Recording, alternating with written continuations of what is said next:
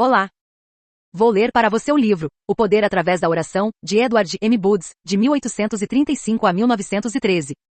Tradução do inglês para o português por Marley Loubaca. Teóloga. Graduação em Letras Português-Inglês. Professora de Escola Bíblica Dominical desde 2002. Palestrante. Coordenadora da União Feminina. Prefácio. Edward M. Boods, de 1835 a 1913, popularmente conhecido como I. M. Boods, foi um clérigo da Igreja Metodista Episcopal do Sul, advogado e autor norte-americano. Ele é amplamente reconhecido como uma das vozes mais profundas sobre o tema da oração, um homem que soube, por experiência própria, o que significa viver de joelhos. Embora a maioria de seus livros só tenha alcançado o grande público após o seu silenciamento na morte, sua mensagem atravessou gerações. Deus se agradou tanto deste homem de oração que o instruiu a escrever, permitindo que ele ainda hoje seja uma voz que clama por mais homens de oração, ministros comprometidos em revelar Deus ao povo, mas não sem antes levar o povo a Deus. Entre seus diversos escritos, destaca-se a obra, O Poder através da Oração. Neste livro, Boods lança um grito de denúncia contra ministros comprometidos com a avareza, com a satisfação dos próprios apetites e com a busca por bajulação e prazeres mundanos. Para o autor, tais homens têm seus ministérios arruinados e acabam se tornando condutores de almas para o inferno. Boods implora por homens dedicados a Deus, pois acredita que o homem é o método de Deus na Terra. O homem que serve como instrumento divino é tocado, capacitado e moldado pelo Criador. Eles são como tubos, por onde o óleo da unção flui para curar feridas mortais e dar vida aos moribundos. O autor também exige um compromisso rigoroso com o tempo. Para ele, o lazer e o descanso devem limitar-se estritamente à necessidade de recompor as energias, evitando-se a negligência e a preguiça. O corpo humano inclina-se facilmente ao repouso e pode nos enganar, levando-nos a um lazer que cativa o coração para o mundo, fazendo-nos dedicar mais tempo às coisas terrenas do que às celestiais.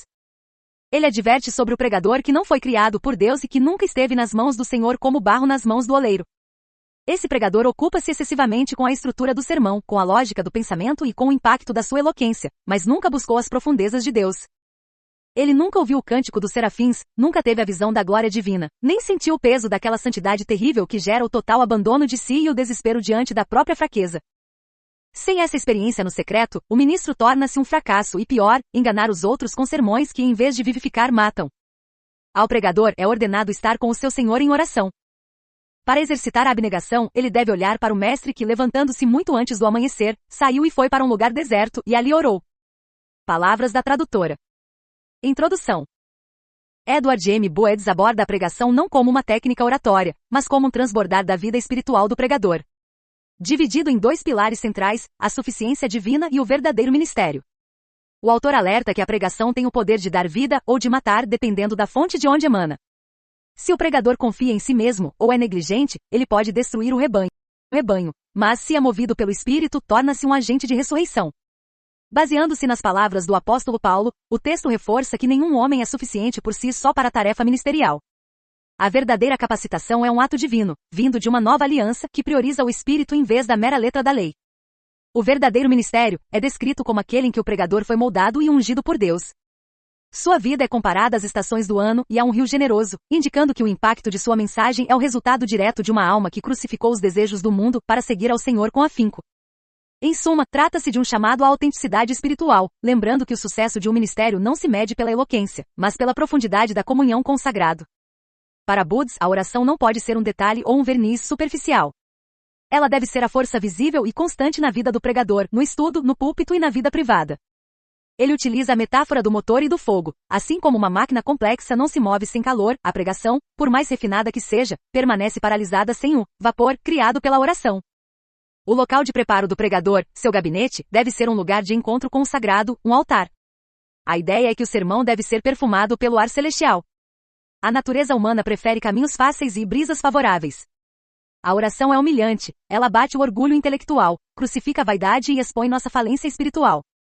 Por ser desconfortável para a carne e o sangue, muitos ministros a negligenciam, resultando em uma pobreza espiritual mascarada por sermões magistrais, porém efêmeros. A marca de um verdadeiro líder de Deus não é sua eloquência, mas o seu selo de oração. Boods alerta que pregar sem orar é entregar uma missão incompleta. Capítulo 1. Homens de oração são necessários. Estude a santidade universal da vida. Toda a sua utilidade depende disso, pois seus sermões duram apenas 1 ou 2 horas, mas sua vida prega a semana inteira. Se Satanás conseguir transformar um ministro em avarento ou amante de elogios, prazeres e boa comida, ele terá arruinado esse ministério. Dedique-se à oração e busque inspiração em Deus para seus textos, pensamentos e palavras. Lutero passava suas melhores 3 horas em oração.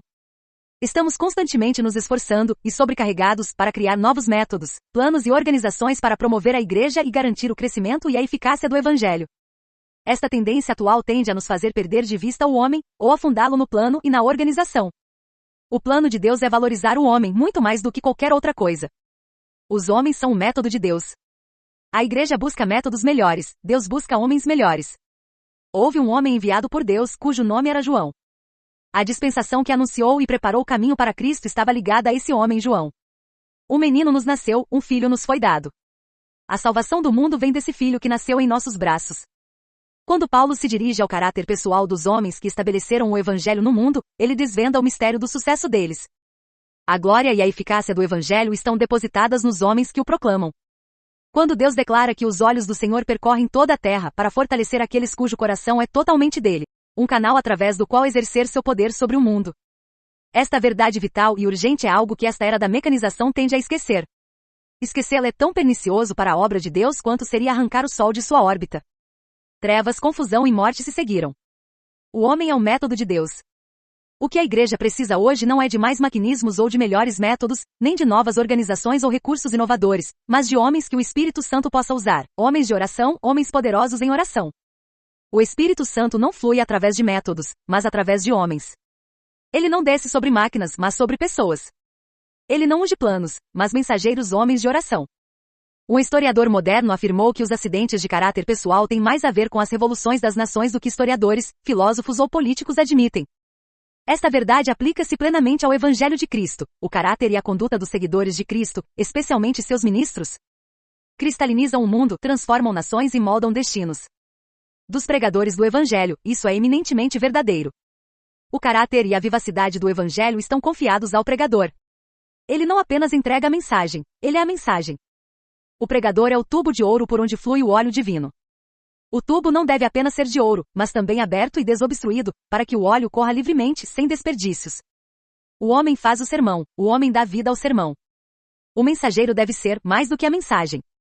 O pregador deve ser mais do que o que ele prega. O sermão e a vida. O pregador faz o sermão. Ainda assim, existe algo por trás do sermão, a vida do homem.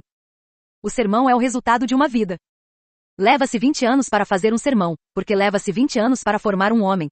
O verdadeiro sermão é a essência da vida do pregador. Deus busca o homem através do sermão. O sermão é poderoso quando o homem é poderoso. O sermão é santo quando o homem é santo. O sermão é cheio de unção divina apenas quando o homem está cheio da unção de Deus. Paulo disse, o meu evangelho. Não que ele o tivesse degradado com conceitos egoístas, mas o evangelho foi colocado em seu coração e sangue como uma responsabilidade pessoal. O coração de Paulo, seu fervor e sua entrega eram o que davam vida aos seus sermões. Onde estão hoje esses homens? Homens que, como Paulo, vivem seus sermões para que estes vivam para sempre. A unção do pregador. A pregação não é tarefa de uma hora. É um afluxo de toda a vida. A ideia central é que o impacto duradouro da pregação não está na técnica vocal ou na beleza do texto, mas na vida e no caráter do pregador, que servem como testemunho. O sermão não pode se elevar em forças vivificantes acima do homem. Homens mortos proferem sermões mortos e sermões mortos matam. Tudo depende do caráter espiritual do pregador. Um sacerdote trazia escrito em letras de ouro em sua fronte, santidade ao Senhor. Portanto, todo pregador no ministério de Cristo deve ser moldado e dominado por essa mesma divisa sagrada.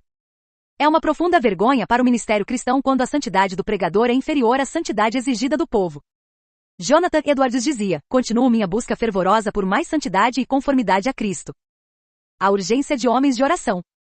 O Evangelho de Cristo não se propaga por meios populares, ele tem poder de autopropagação, mas apenas quando se move através dos homens que o proclamam. Sua vida deve ser a luz que o ilustra.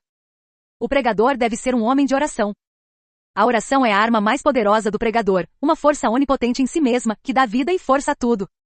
A pregação de sucesso nasce no quarto na vida secreta com Deus. Onde as convicções mais profundas são geradas e as lágrimas do Espírito são derramadas. Sermões recebidos apenas na mente são intelectuais e frios. As orações formam o homem, o coração e o pregador. O púlpito de hoje é muitas vezes fraco porque a oração é fraca. O orgulho do conhecimento se opõe à humildade dependente da oração. A igreja busca métodos melhores, Deus busca homens melhores. Todo pregador que não faz da oração um fator poderoso em sua própria vida e ministério é fraco como instrumento nas mãos de Deus e impotente para projetar a causa do reino, no mundo. Capítulo 2. Nossa suficiência vem de Deus. Mas, acima de tudo, ele se destacava na oração. A intimidade e a profundidade de seu espírito, a reverência e a solenidade de seu discurso e comportamento, a brevidade e a plenitude de suas palavras, muitas vezes impressionaram até mesmo estranhos, assim como costumavam alcançar outros com consolo. A postura mais imponente, viva e reverente que já senti ou ouvi, devo dizer, foi a sua oração. Ela era verdadeiramente um testemunho. Ele conhecia e vivia mais perto do Senhor do que outros homens, pois aqueles que o conhecem melhor terão mais razões para se aproximarem dele com reverência e temor. William Penn sobre George Fox. As graças mais doces por uma leve perversão, podem produzir os frutos mais amargos. O sol dá vida, mas as insolações trazem a morte. Pregar é dar vida, mas pode matar. O pregador detém as chaves, ele pode trancar e destrancar. A pregação é a grande instituição de Deus para o plantio e o amadurecimento da vida espiritual. Quando executada corretamente, seus benefícios são incalculáveis. Quando executada incorretamente, nenhum mal pode superar seus resultados danosos. É fácil destruir o rebanho se o pastor for descuidado ou se o pasto for destruído. Fácil capturar a fortaleza se os vigias estiverem dormindo, ou se a comida e a água forem envenenadas. Investido de tantas prerrogativas e exposto a tamanhas responsabilidades, o ministério seria uma paródia da astúcia do diabo e uma calúnia contra o caráter de Deus, se o pregador usasse sua influência para adulterar a pregação. Diante de tudo isso, a pergunta exclamativa de Paulo ecoa: quem é suficiente para estas coisas? E ele mesmo responde: a nossa suficiência vem de Deus, que nos capacitou para sermos ministros de uma nova aliança, não da letra, mas do Espírito, pois a letra mata, mas o Espírito vivifica. 2 Coríntios 3, 5, 6. O verdadeiro ministério. O verdadeiro ministério é tocado por Deus, capacitado por Deus e criado por Deus. O Espírito de Deus está sobre o pregador em poder ungido, o fruto do Espírito está em seu coração. O Espírito de Deus vitaliza o homem e a palavra. Sua pregação dá vida como a primavera dá vida como a ressurreição, dá vida ardente como o verão, dá vida frutífera como o outono. O pregador que dá vida é um homem de Deus, cujo coração está sempre sedento pelo Senhor, cuja alma está sempre seguindo a Deus com afinco, e para quem, pelo poder do Espírito, a carne e o mundo foram crucificados. Seu ministério é como a corrente generosa de um rio de vida. A pregação que mata. Já a pregação que mata é a pregação não espiritual, é a capacidade de pregar que não vem de Deus. Fontes inferiores a ele lhe deram energia e estímulo, pois o Espírito não se manifesta no pregador, nem em sua pregação. Podem assemelhar-se a luzes espirituais, mas são apenas sombras ou falsificações. Podem parecer ter vida, mas essa vida é mecanizada. A pregação que mata era a letra. Ela pode ser bem formada e organizada, mas ainda assim é apenas a letra, seca, áspera e vazia. A letra pode conter o germen de vida, mas não possui o sopro da primavera para evocá-lo. São sementes de inverno, tão duras quanto o solo invernal e tão gélidas quanto o ar frio, sem descongelação, não há germinação nem vida. Nota teológica: o autor se baseia no conceito bíblico de que a letra mata, mas o espírito vivifica. Ele argumenta que uma pregação pode ser tecnicamente perfeita, bem estruturada, com boa oratória e gramática correta, mas se não houver unção e vida espiritual, ela não produz transformação real no ouvinte. Destaque da tradutora: a verdade sem o Espírito. A pregação contém a verdade, mas nem mesmo a verdade divina possui energia vital por si só, ela precisa ser energizada pelo Espírito. A verdade não vivificada pelo Espírito de Deus é tão mortificante quanto o erro. Pode ser a verdade pura, sem misturas, mas sem o Espírito, seu toque é mortal e sua luz é fria. Pode haver lágrimas, mas lágrimas não movem a mão de Deus se forem apenas o sopro do verão sobre um iceberg de conhecimento. Pode haver sentimento e fervor, mas se não for a emoção do pregador misturada ao sopro do Espírito, será apenas esforço humano. O pregador pode sentir-se inspirado por suas próprias faíscas, ser eloquente em sua própria exegese e fervoroso ao apresentar o produto de seu intelecto. Porém, o brilho e o cintilar desse sermão serão tão estéreis quanto um campo semeado de pérolas. O grande obstáculo está no próprio pregador. Ele não possui em si as poderosas forças criadoras de vida. Se o ego, e não Deus, reina no santíssimo lugar de seu coração, a corrente divina é interrompida. É interrompida. Jamais aprendeu a clamar com o grito inefável de desespero até que o poder e o fogo de Deus o preenchessem e purificassem. A autoestima e a autoconfiança difamam o templo que deveria ser sagrado para Deus. A pregação que dá vida custa muito ao pregador, a morte de si mesmo, a crucificação para o mundo e o sofrimento de sua própria alma. Somente a pregação crucificada pode dar vida. E a pregação crucificada só pode vir de um homem crucificado. Capítulo 3. A letra mata. Durante uma aflição fui levado a examinar minha vida em relação à eternidade mais profundamente do que quando gozava de saúde. Nesse exame relativo ao cumprimento dos meus deveres para com meus semelhantes, como homem, ministro cristão e oficial da igreja, fui aprovado pela minha própria consciência. Mas em relação ao meu Redentor e Salvador, o resultado foi diferente. Minha gratidão e obediência amorosa não se compararam às minhas obrigações por ele me redimir, preservar e sustentar através das vicissitudes da vida, da infância à velhice. A frieza do meu amor por aquele que primeiro me amou, e fez tanto por mim, me dominou e confundiu. Para completar meu caráter indigno, não apenas negligenciei o aproveitamento da graça concedida na medida do meu dever e privilégio, mas por falta de aprimoramento, enquanto abundava em preocupações e trabalhos complexos, me afastei do zelo e amor originais. Fiquei perplexo, humilhei-me, implorando misericórdia e renovei meu pacto de lutar e me dedicar incondicionalmente ao Senhor. Bispo M.C. Kendi. A pregação que mata pode ser, e muitas vezes, ortodoxa, dogmática e inviolavelmente ortodoxa. Amamos a ortodoxia. Ela é boa, é a melhor.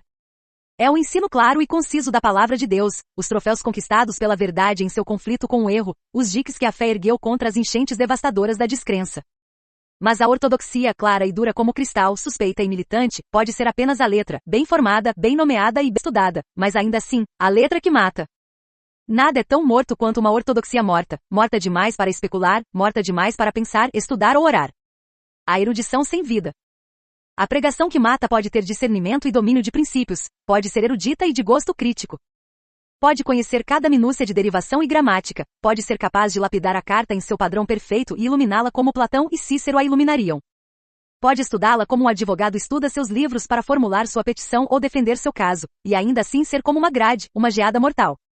A pregação em forma de carta pode ser eloquente, esmaltada com poesia e retórica, salpicada de oração e temperada com sensações. Pode ser iluminada pelo gênio e ainda assim ser apenas a decoração macia ou casta, as flores raras e belas que sepultam um cadáver.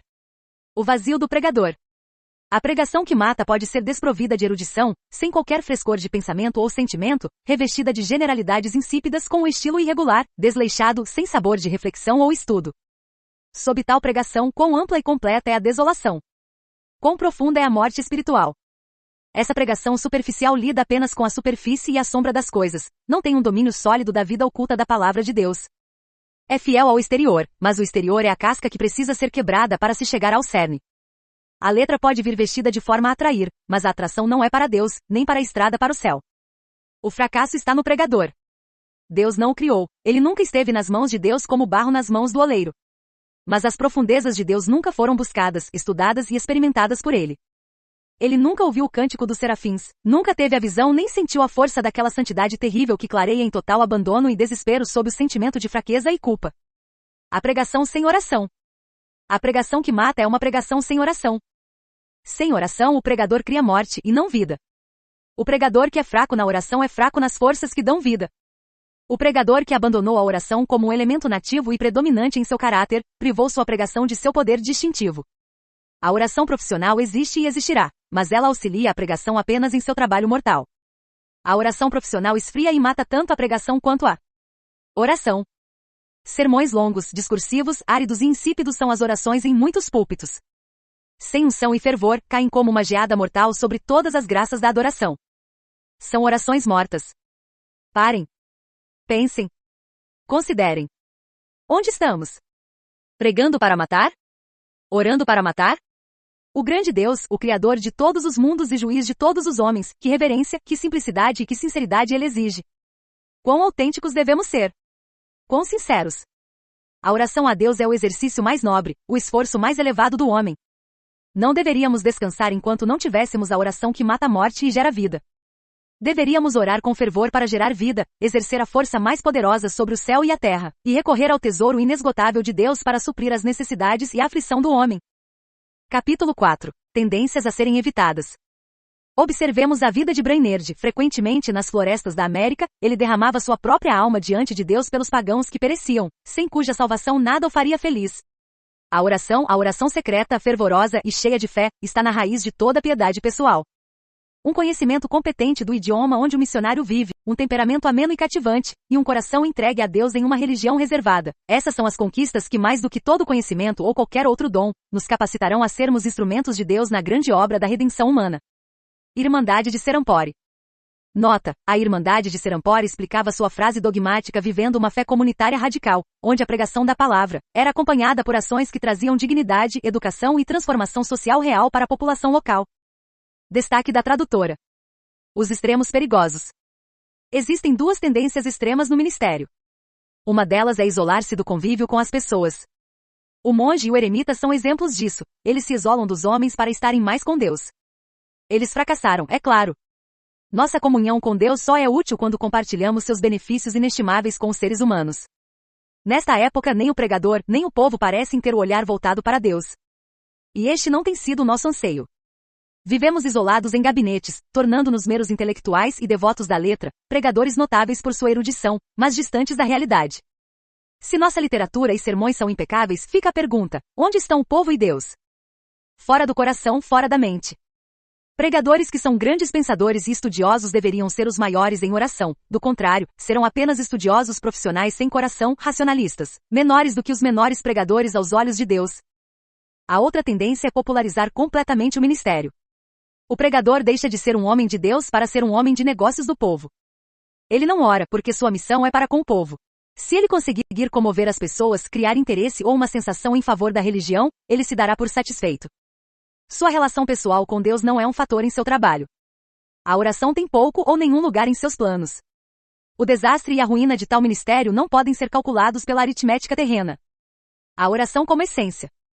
O que o pregador é em oração a Deus, por si mesmo e pelo seu povo, é o que determina o seu poder para o bem real dos homens. É também a sua verdadeira frutificação, sua fidelidade a Deus e ao próximo, para o tempo presente e para a eternidade. É impossível para o pregador manter seu espírito em harmonia com a natureza divina de sua elevada vocação sem muita oração. Achar que o pregador, por força do dever e da laboriosa fidelidade ao trabalho e à rotina do ministério, pode manter-se em forma e saudável é um grave engano. Até mesmo a pregação, a incessante e exigente atividade, pode absorver e endurecer o coração do pregador se ele negligenciar a oração. O cientista pode perder Deus na natureza, o pregador pode perder Deus em seu sermão. A oração revigora o coração do pregador, mantém-no em sintonia com Deus e em compaixão pelo povo. Ela eleva seu ministério acima da frieza da profissão, frutifica a rotina e move cada engrenagem com a facilidade e o poder de uma unção divina. O exemplo de Spurgeon. O Sr. Spurgeon dizia: é claro que o pregador se destaca acima de todos os outros como um homem de oração. Ele ora como um cristão comum, caso contrário seria um hipócrita. Ele ora mais do que os cristãos comuns, caso contrário estaria desqualificado para o ofício que assumiu. Se vocês, como ministros, não são muito dedicados à oração, devem ser lamentados.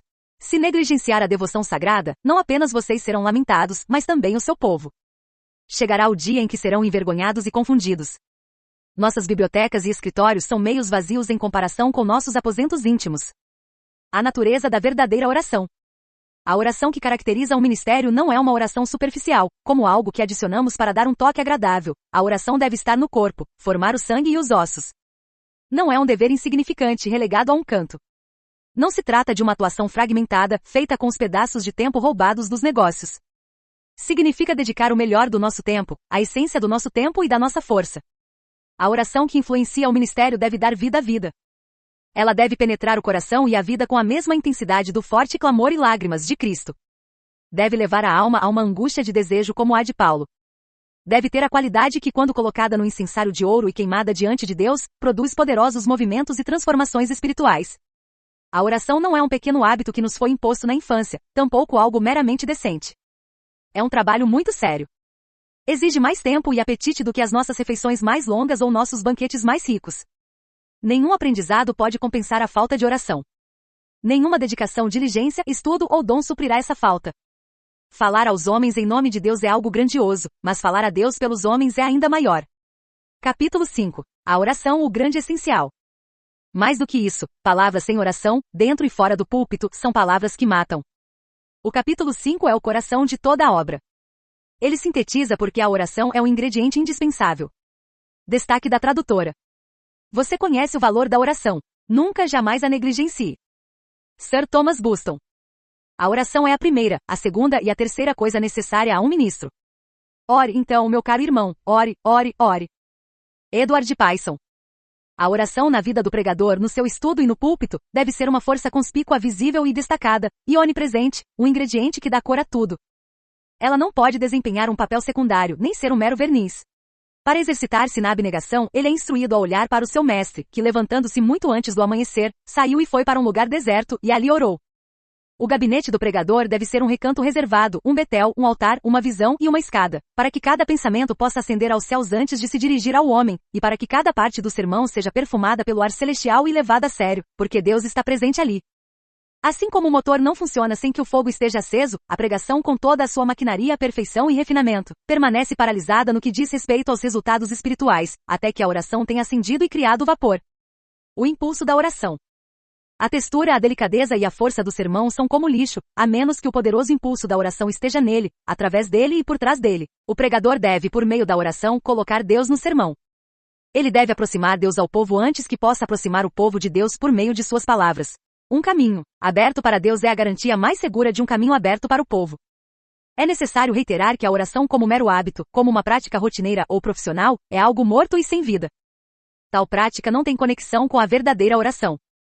Enfatizamos a oração que nasce da união vital com Cristo e da plenitude do Espírito Santo, aquela que brota das fontes profundas e transbordantes de terna compaixão e da eterna preocupação com o bem espiritual do próximo. A pregação que permanece. A pregação apoiada por essa oração é a única que semeia as sementes da vida eterna nos corações humanos e edifica os homens para o céu. É verdade que pode haver pregação popular, agradável, de grande força intelectual, literária ou erudita com pouca ou nenhuma oração, mas a pregação que assegura o propósito de Deus deve nascer da unção, do texto ao exórdio, e ser mantida com força vital nos corações dos ouvintes muito tempo depois de a ocasião ter passado. Podemos justificar a pobreza espiritual de nossa pregação de muitas maneiras, mas o verdadeiro segredo será encontrado na falta de oração fervorosa pela presença de Deus. Existem inúmeros pregadores capazes de proferir sermões magistrais, seguindo sua própria ordem, porém os efeitos são efêmeros, porque não são fortalecidos pela oração, tornando-se poderosos militantes e espiritualmente vitoriosos. O trabalho espiritual da oração. Orar é um trabalho espiritual, e a natureza humana não aprecia o trabalho espiritual árduo. A natureza humana anseia por navegar rumo ao céu sob uma brisa favorável, um mar calmo e tranquilo. A oração é um trabalho que nos humilha.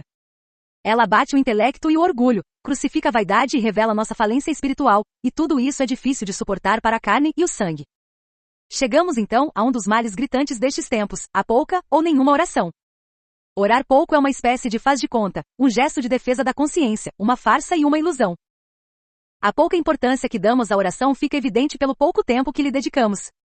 Quão fraca, vã e insignificante é a oração em comparação com os hábitos dos verdadeiros homens de Deus em todas as épocas. O selo dos líderes de Deus.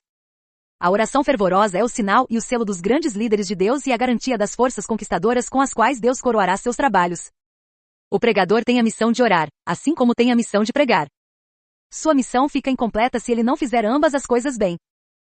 O pregador pode falar com toda a eloquência dos homens e dos anjos, mas, a menos que possa orar com uma fé que atraia todo o céu em seu auxílio, sua pregação será como o bronze que soa ou símbolo que retine. Capítulo 6. Um ministério de oração bem-sucedido. A principal causa da minha aridez e infrutificação deve-se a uma inexplicável relutância em orar. Posso escrever, ler, conversar ou ouvir com o coração pronto, mas a oração é mais espiritual e interior do que qualquer uma dessas coisas. Quanto mais espiritual for um dever, mais meu coração carnal tende a se afastar dele. A oração, a paciência e a fé nunca decepcionam. Há muito aprendi que se algum dia eu quiser ser um ministro, a fé e a oração devem me tornar um. Quando consigo encontrar meu coração disposto e livre para orar, tudo mais se torna comparativamente fácil. Richard Newton pode afirmar como um axioma espiritual que em todo ministério verdadeiramente bem-sucedido, a oração é uma força evidente e controladora na vida do pregador, evidente e controladora na profunda espiritualidade de seu trabalho. O ministério pode ser muito ponderado sem oração, o pregador pode alcançar fama e popularidade sem oração. Toda a engrenagem da vida e do trabalho do pregador pode funcionar sem o óleo da oração, com o suficiente apenas para lubrificar uma engrenagem, mas nenhum ministério pode ser espiritual, assegurando santidade no pregador e em seu povo, sem que a oração se torne uma força evidente e controladora. O pregador que ora de fato coloca Deus em sua obra. Deus não entra no trabalho do pregador como algo natural ou por princípios gerais, mas sim por meio da oração e de uma urgência especial. Que Deus se revele em nós no dia em que o buscarmos de todo o coração. Isso é tão verdadeiro para o pregador quanto para o penitente. O ministério de oração é o único que coloca o pregador em sintonia com o povo. A oração une o ser humano ao divino de forma essencial. O ministério de oração é o único qualificado para os altos ofícios e responsabilidades do pregador. Faculdades, conhecimento, livros, teologia e pregação não podem fazer um pregador, mas a oração sim. A comissão dos apóstolos para pregar era uma lacuna preenchida pelo Pentecostes, que a oração trouxe. O ministro de oração transcende as esferas do popular, do homem de negócios, da secularidade e da beleza do púlpito. Ultrapassou o papel de organizador ou general eclesiástico, alcançando uma esfera mais sublime e poderosa, a esfera espiritual. A santidade é fruto de sua obra. Corações e vidas transfigurados revelam a realidade, a veracidade e a natureza substancial de seu trabalho. Deus está com ele. Seu ministério não se projeta no mundano ou na superfície. Ele é profundamente versado e instruído nas coisas de Deus. Suas longas e profundas comunhões com o Senhor a respeito de seu povo, e a angústia de seu espírito em luta, o coroaram como um príncipe nas coisas de Deus. A frieza do mero profissional há muito se dissipou sob a intensidade de sua oração. Os resultados superficiais de muitos ministérios e a inércia de outros encontram-se na falta de oração. Nenhum ministério pode prosperar sem muita oração, e essa oração deve ser fundamental, constante e sempre crescente. O texto e o sermão devem ser o resultado da oração. O estudo deve ser banhado em oração, todos os seus deveres devem estar impregnados de oração, todo o seu espírito deve estar no espírito da oração. Lamento ter orado tão pouco, foi o lamento no leito de morte de um dos escolhidos de Deus, um lamento triste e pesaroso para um pregador. Quero uma vida de oração maior, mais profunda e mais verdadeira, disse o falecido arcebispo Tait. Que todos nós possamos dizer isso, e que todos nós possamos alcançar esse objetivo. Os verdadeiros pregadores de Deus se distinguiram por uma grande característica, eram homens de oração. Divergindo frequentemente em muitos aspectos, sempre tiveram um ponto em comum. Podem ter partido de pontos diferentes e percorrido caminhos distintos, mas convergiam para um ponto, eram um só na oração. Deus era o centro das atenções para eles, e a oração era o caminho que os levava a Deus. Esses homens não oravam ocasionalmente, nem apenas em horários regulares ou ímpares, mas oravam de tal forma que suas orações penetravam e moldavam seus caráteres. Oravam de tal maneira que afetavam suas próprias vidas e as vidas de outros. Oravam de tal forma que faziam a história da igreja e influenciavam o curso dos tempos. Passavam muito tempo em oração, não porque se preocupavam com a sombra no mostrador ou os ponteiros do relógio, mas porque para eles essa era uma atividade tão importante e envolvente que dificilmente conseguiam abandoná-la. A oração era para eles o que fora para Paulo, um esforço sincero da alma, o que fora para Jacó, uma luta e uma vitória, o que fora para Cristo, forte clamor e lágrimas. Eles oravam sempre com toda oração e súplica no Espírito, e vigiavam nisto com toda perseverança. A oração eficaz e fervorosa tem sido a arma mais poderosa dos soldados mais valorosos de Deus. A declaração a respeito de Elias de que ele era um homem sujeito às mesmas paixões que nós, e orou fervorosamente para que não chovesse. E não choveu sobre a terra durante 3 anos e 6 meses. E orou outra vez, e o céu deu chuva, e a terra produziu água. Abrange todos os profetas e pregadores que mobilizaram sua geração para Deus e mostra o instrumento pelo qual realizaram seus milagres. Capítulo 7. Deve-se dedicar muito tempo à oração. Os grandes mestres e professores da doutrina cristã sempre encontraram na oração sua mais alta fonte de iluminação. Sem ir além dos limites da igreja anglicana, consta que o bispo Andreves passava 5 horas diárias de joelhos. As maiores resoluções práticas que enriqueceram e embelezaram a vida humana nos tempos cristãos foram alcançadas em oração. Conego Lidon, embora afirme que muitas orações particulares por natureza devam ser breves, embora as orações públicas, em regra, devam ser breves e concisas, embora haja amplo espaço e valor atribuídos à oração jaculatória, ainda assim, em nossa comunhão particular com Deus, o tempo é um elemento essencial ao seu valor. Passar muito tempo com Deus é o segredo de toda oração bem-sucedida. Nossas orações breves devem seu propósito e eficácia às longas orações que as precederam. A breve oração de vitória não pode ser feita por quem não triunfou diante de Deus em uma luta mais poderosa e prolongada. A vitória de fé de Jacó não teria sido possível sem aquela luta que durou a noite toda. Conhecer a Deus não se faz por meio de visitas casuais. Deus não concede seus dons a quem chega e vai de forma precipitada ou superficial. Muito do segredo de conhecê-lo e de ter influência sobre ele reside somente em Deus. Ele se rende à persistência de uma fé que o conhece. Ele concede seus dons mais ricos àqueles que declaram seu desejo e apreço por esses dons pela constância e fervor de sua insistência. Cristo, que nisso e em outras coisas é nosso exemplo, passou muitas noites inteiras em oração. Era seu costume orar muito, ele tinha seu lugar habitual para orar. Muitos longos períodos de oração compõem sua história e caráter. Paulo orava dia e noite. Daniel, por sua vez, dedicava tempo de seus importantes compromissos para orar 3 vezes ao dia. As orações de Davi pela manhã, ao meio-dia e à noite sem dúvida foram, em muitas ocasiões, muito prolongadas. Embora não tenhamos um relato específico do tempo que esses santos bíblicos dedicavam à oração, tudo indica que eles consumiam muito tempo em oração e, em algumas ocasiões, longos períodos de oração era seu costume. Não queremos que ninguém pense que o valor de suas orações deva ser medido pelo tempo, mas sim que nosso objetivo é enfatizar a necessidade de passarmos muito tempo a sós com Deus. Se essa característica não foi produzida pela nossa fé, então a nossa fé é fraca e superficial. Os homens que melhor ilustrou Cristo em seu caráter e que mais poderosamente impactaram o mundo para ele foram aqueles que dedicaram tanto tempo a Deus a ponto de torná-lo uma característica marcante de suas vidas. Charles Simeon dedicava as horas das 4 às 8 da manhã a Deus. O Sr. Wesley passava 2 horas diárias em oração. Ele começava às 4 da manhã. Sobre ele, alguém que o conhecia bem escreveu: ele considerava a oração mais importante do que qualquer outra coisa, e eu o vi sair de seu quarto com uma serenidade no rosto quase radiante. John Fletcher manchava as paredes de seu quarto com o aroma de suas orações. Às vezes ele orava a noite toda, sempre, frequentemente e com grande fervor. Toda a sua vida foi uma vida de oração. Eu não me levantaria do meu assento, dizia ele, sem elevar meu coração a Deus. Sua saudação a um amigo era sempre: te encontro orando? Lutero disse: se eu não dedicar 2 horas à oração todas as manhãs, o diabo vence durante o dia. Tenho tantos afazeres que não consigo prosseguir sem dedicar 3 horas diárias à oração. Ele tinha um lema: quem orou bem, estudou bem. O arcebispo Leighton estava tão a sós com Deus que parecia estar em constante meditação. Oração e louvor em seu trabalho e seu prazer, diz seu biógrafo. O bispo, quem estava tão em comunhão com Deus que dizia-se que sua alma era apaixonada por ele estava com Deus antes mesmo do relógio marcar 3 horas da manhã. O bispo Asbury disse: pretendo me levantar às 4 horas sempre que puder e passar um tempo em comunhão com Deus. Samuel Rutherford, cuja piedade ainda permeia o ar, levantava-se às 3 da manhã para encontrar-se com Deus em oração. Joseph Alleine levantava-se às 4 horas para cumprir sua obrigação de orar até às 6. Ao ouvir outros comerciantes trabalhando antes de ele se levantar, exclamava: oh, como isso me envergonha! Meu mestre não merece mais do que eles? Aquele que aprendeu bem este ofício sacia à vontade, à vista e com certeza da fonte infalível do céu.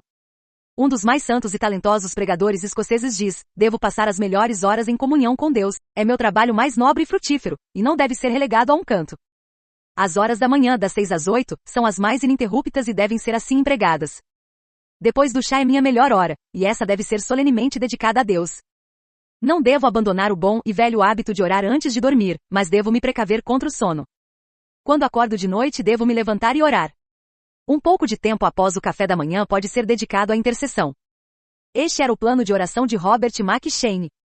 A memorável banda metodista com sua devoção em oração nos envergonha. Das 4 às 5 da manhã, oração particular. Das 5 às 6 da tarde, oração particular. John Welsh, o santo e maravilhoso pregador escocês, considerava o dia mal aproveitado se não dedicasse 8 ou 10 horas à oração. Ele mantinha um chale para se enrolar ao se levantar para orar à noite. Sua esposa reclamava quando o encontrava deitado no chão, chorando. Ele respondia: "Ó mulher, tenho que prestar contas pelas almas de 3.000 pessoas, e não sei como muitas delas estão." Capítulo 8 Exemplos de homens que oram. O ato de orar é a mais alta energia de que a mente humana é capaz. Orar, isto é, com a concentração total das faculdades. A grande maioria dos homens mundanos e dos homens instruídos é absolutamente incapaz de orar. Samuel Taylor Coleridge. O bispo Wilson diz, no diário de Henry Martin, o espírito de oração, o tempo que ele dedicou a esse dever e seu fervor são as primeiras coisas que me impressionam. Payson desgastou as tábuas de madeira dura, deixando sulcos onde seus joelhos pressionavam com tanta frequência e por tanto tempo. Seu biógrafo diz, sua constante presença na oração, quaisquer que fossem as circunstâncias, é o fato mais notável em sua história e aponta para o dever de todos que desejam rivalizar com sua eminência. As suas orações ardentes e perseverantes deve-se, sem dúvida, atribuir em grande medida seu sucesso notável e quase ininterrupto. O Marquês de Rente, para quem Cristo era preciosíssimo, ordenou ao seu criado que o chamasse de sua devoção ao final de meia hora. O criado, então, viu seu rosto através de uma abertura. Estava marcado por tamanha santidade que ele não queria despertá-lo, seus lábios se moviam, mas ele permanecia em completo silêncio. Esperou até que 3 meias horas se passassem, então o chamou. Quando o Marquês se levantou de seus joelhos, disse que a meia hora fora tão curta porque ele estava em comunhão com Cristo. Brainerd disse, adoro ficar sozinho em meu chalé, onde posso passar muito tempo em oração. William Branwell é famoso nos anais metodistas por sua santidade pessoal, pelo seu notável sucesso na pregação e pelas respostas maravilhosas às suas orações. Ele orava por horas a fio, quase vivia de joelhos. Percorria seus circuitos como uma chama ardente. Esse fervor era aceso pelo tempo que dedicava à oração. Frequentemente passava 4 horas em um único período de oração durante o retiro espiritual. O bispo Andreves dedicava a maior parte de 5 horas diárias à oração e à devoção. Sir Henry Havelock sempre passava as 2 primeiras horas de cada dia a sós com Deus. Se o acampamento fosse desmontado às 6 horas da manhã, ele se levantava às 4 horas. O Conde Cairns levantava-se diariamente às 6 horas para dedicar 1 hora e meia ao estudo da Bíblia e à oração, antes de realizar o culto familiar às 7h45. O sucesso do Dr. Judson na oração se deve ao fato de ele dedicar muito tempo a ela. Ele diz sobre este ponto: organize seus assuntos, se possível, de modo que você possa dedicar 2 ou 3 horas por dia não apenas a exercícios devocionais, mas ao próprio ato de oração secreta e comunhão com Deus. Esforce-se 7 vezes ao dia para se afastar dos negócios e da companhia, e elevar sua alma a Deus em retiro privado. Comece o dia levantando-se depois da meia-noite e dedicando algum tempo, em meio ao silêncio e à escuridão da noite, a esta obra sagrada. Que a hora do amanhecer o encontre fazendo o mesmo. Que as horas do meio-dia, das 3, 6 e 9 da noite testemunhem o mesmo. Seja resoluto em sua causa. Faça todos os sacrifícios possíveis para mantê-la. Considere que seu tempo é curto e que os negócios e a companhia não devem roubar a presença de Deus. Impossível, dizemos nós? Instruções fanáticas. O Dr. Judson construiu um império para Cristo e estabeleceu os alicerces do reino de Deus com granito imperecível no coração da Birmânia. Ele foi bem-sucedido, um dos poucos homens que impressionaram o mundo para Cristo. Muitos homens com dons, gênios e conhecimentos maiores que os dele não causaram tal impacto. Seu trabalho religioso é como pegadas na areia, mas ele gravou sua obra no diamante. O segredo de sua profundidade e durabilidade reside no fato de ele ter dedicado tempo à oração. Ele manteve o ferro em brasa com a oração, e a habilidade de Deus o moldou com poder duradouro. Nenhum homem pode realizar uma obra grandiosa e duradoura para Deus se não for um homem de oração, e nenhum homem pode ser um homem de oração se não dedicar muito tempo à oração. Será verdade que a oração é simplesmente o cumprimento de um hábito monótono e mecânico? Uma pequena performance na qual somos treinados até que a superficialidade se torne seu principal elemento? Será verdade que a oração é, como se supõe, pouco mais do que o exercício semi-passivo do sentimento que flui languidamente ao longo dos minutos ou horas de devaneio tranquilo? O cônego Lidon continua, que aqueles que realmente oraram deem a resposta. Às vezes descrevem a oração com o patriarca Jacó como uma luta conjunta com um poder invisível que pode durar não raro uma vida dedicada à oração, até altas horas da noite ou mesmo até o amanhecer. Às vezes, referem-se à intercessão conjunta com Paulo como uma luta. Quando oram, mantêm os olhos fixos no grande intercessor no Getsemane, nas gotas de sangue que caem ao chão naquela agonia de resignação e sacrifício. A insistência é essencial para uma oração bem-sucedida. Insistência não significa devaneio, mas trabalho constante. É especialmente através da oração que o reino do céu sofre violência e os violentos o conquistam à força. Era um ditado do falecido bispo Hamilton que, nenhum homem provavelmente fará muito bem na oração se não começar por encará-la como uma obra para a qual se deve preparar e perseverar com toda a seriedade que dedicamos, a assuntos que, em nossa opinião, são ao mesmo tempo muito interessantes e muito necessários. Você está gostando? Compartilha com homens e mulheres pregadores da palavra. Por favor, não se esquece de curtir e inscrever no canal. Para o canal entregar o vídeo a outras pessoas depende do tempo que você escuta a leitura do livro e de um número maior de pessoas inscritas. Os comentários ajuda bastante. Ficarei grata com sua sugestão. Capítulo 9. Comece o dia com oração. Eu deveria orar antes de ver qualquer pessoa. Muitas vezes quando durmo até tarde ou me encontro com outras pessoas cedo, já são 11 ou 12 horas antes de começar a oração em segredo. Este é um sistema péssimo, não é bíblico. Cristo ressuscitou antes do amanhecer e foi para um lugar solitário. Davi disse, de madrugada te buscarei, de madrugada ouvirás a minha voz. A oração em família perde muito do seu poder e doçura, e não consigo fazer nenhum bem àqueles que vêm me procurar. A consciência se sente culpada, a alma desnutrida, a lâmpada sem brilho. Então, quando na oração em segredo a alma muitas vezes está em desarmonia, sinto que é muito melhor começar com Deus, ver o seu rosto primeiro, aproximar minha alma dele antes que ela se aproxime de outra pessoa. Robert Murray M.C. Shane. Os homens que mais fizeram por Deus neste mundo foram aqueles que se ajoelharam cedo em oração. Aquele que desperdiça as primeiras horas da manhã, sua oportunidade e frescor, em outras atividades que não a busca por Deus, terá pouco progresso em sua busca pelo resto do dia. Se Deus não for o primeiro em nossos pensamentos e esforços pela manhã, estará em último lugar no restante do dia. Por trás desse despertar e dessa oração matinal está o desejo ardente que nos impulsiona a essa busca por Deus. A apatia matinal é o índice de um coração apático. O coração que demora a buscar a Deus pela manhã perdeu o gosto por ele. O coração de Davi era ardente por Deus, ele tinha fome e sede do Senhor e por isso buscava cedo antes do amanhecer. A cama e o sono não conseguiam aprisionar sua alma em sua ânsia por Deus.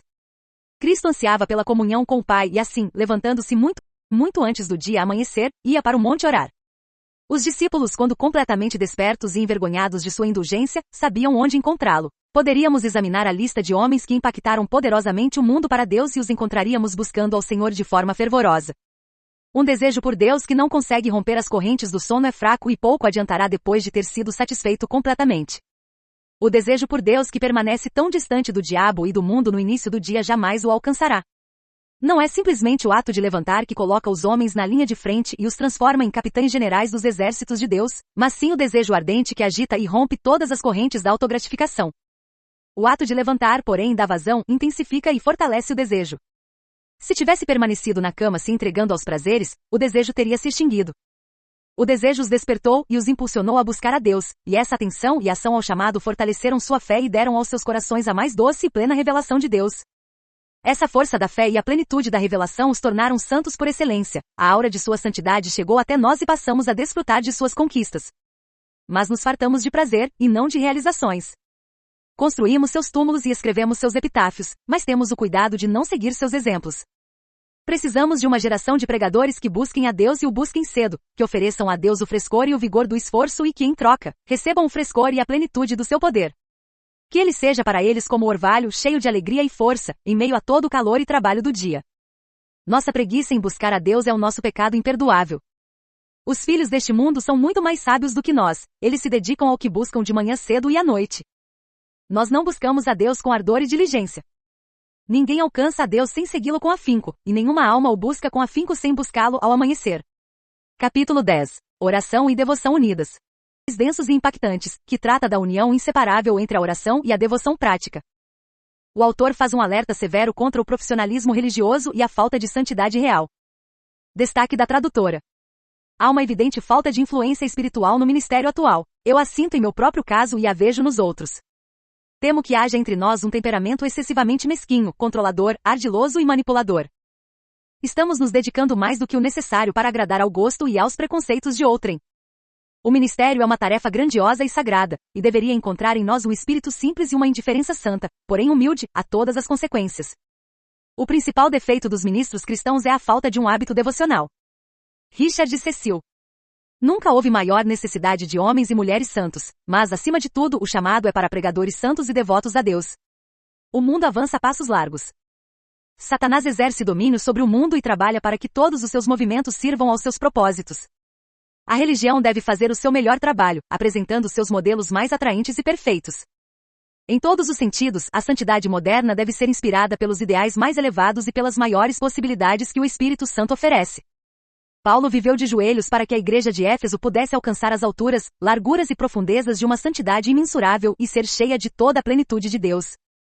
Epáfras entregou-se ao trabalho exaustivo e ao árduo conflito da oração fervorosa para que a igreja de Colosso pudesse permanecer perfeita e completa em toda a vontade de Deus.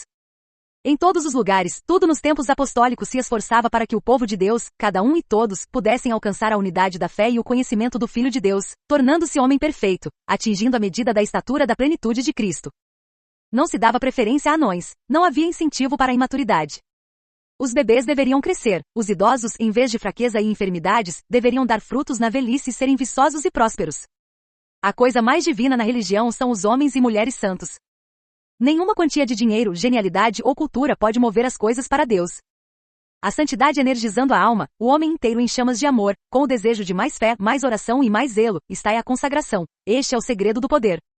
Precisamos e devemos ter isso, e os homens devem ser a encarnação dessa devoção inflamada por Deus. O avanço de Deus foi interrompido, sua causa prejudicada, seu nome desonrado por sua falta. Gênio, mesmo mais elevado e talentoso, educação, mesmo a mais erudita e refinada, posição, dignidade e lugar, nomes honrados e títulos eclesiásticos não podem mover esta carruagem de nosso Deus. É uma carruagem de fogo e somente forças de fogo podem movê-la. O gênio de um Milton falha. A força imperial de um leão falha. O espírito de Brainerd estava em chamas por Deus, em chamas pelas almas. Nada terreno, mundano ou egoísta conseguiu diminuir minimamente a intensidade dessa força e chama onipotente e onipresente. A oração é a criadora e também o canal da devoção. O espírito da devoção é o espírito da oração. Oração e devoção estão unidas como alma e corpo, como vida e coração. Não há oração verdadeira sem devoção, nem devoção sem oração. O pregador deve ser entregue a Deus na mais santíssima devoção. Ele não é um profissional, seu ministério não é uma profissão. instituição divina, uma vocação divina. Ele é devotado a Deus. Seus objetivos, suas aspirações e ambições são para Deus e com Deus, e a oração é tão essencial para ele quanto o alimento para a vida. O pregador, acima de tudo, deve ser devotado a Deus. A relação do pregador com Deus é a insígnia e a credencial do seu ministério. Ela deve ser clara, conclusiva e inconfundível. Ele não deve se contentar com uma piedade superficial ou comum. Se ele não se destaca na graça, não se destaca em nada. Se ele não prega com sua vida, seu caráter e sua conduta, ele não prega de forma alguma. Se a sua piedade for leve, a sua pregação poderá ser tão suave e doce quanto a música, tão talentosa quanto Apolo, mas o seu peso será leve como uma pena, visionário e fugaz como a nuvem da manhã ou o orvalho da aurora. Devoção a Deus, não há substituto para isso no caráter e na conduta do pregador. Devoção a uma igreja, a opiniões, a uma organização ou à ortodoxia, essas são insignificantes, enganosas e vãs quando se tornam a fonte de inspiração e o ânimo de um chamado. Deus deve ser a mola mestra do esforço do pregador, a fonte e a coroa de todo o seu trabalho. O nome e a honra de Jesus Cristo, o avanço de sua causa devem ser tudo em tudo. O pregador não deve ter outra inspiração senão o nome de Jesus Cristo, outra ambição senão a de vê-lo glorificado, outro trabalho senão o dele. Nunca a causa de Deus precisou de exemplos perfeitos das possibilidades da oração mais do que nesta época. Nenhuma época, nenhuma pessoa será exemplo do poder do Evangelho, exceto as épocas ou pessoas de oração profunda e fervorosa. Uma era sem oração terá poucos exemplos do poder divino. Corações sem oração jamais alcançarão essas alturas alpinas. A era atual pode ser melhor que o passado em muitos aspectos, mas há uma distância infinita entre o aprimoramento de uma época pela força de uma civilização em avanço e seu aprimoramento pelo aumento da santidade e da semelhança com Cristo pela energia da oração. Os judeus eram muito melhores quando Cristo veio do que nas eras anteriores. Era a era de ouro de sua religião farisaica. Sua era de ouro religiosa crucificou Cristo. Nunca houve mais oração, aparente, nunca menos oração, real, nunca houve mais sacrifícios, nunca menos sacrifícios, nunca houve menos idolatria, nunca mais idolatria, nunca houve mais culto no templo, nunca menos adoração a Deus. Houve palavras vazias, mas menos adoração de coração. Deus, honrado por lábios cujos corações e mãos crucificaram o Filho de Deus. Nunca houve mais frequentadores de igrejas, nunca menos santos. É a força da oração que faz os santos. Caracteres santos são formados pelo poder da oração verdadeira.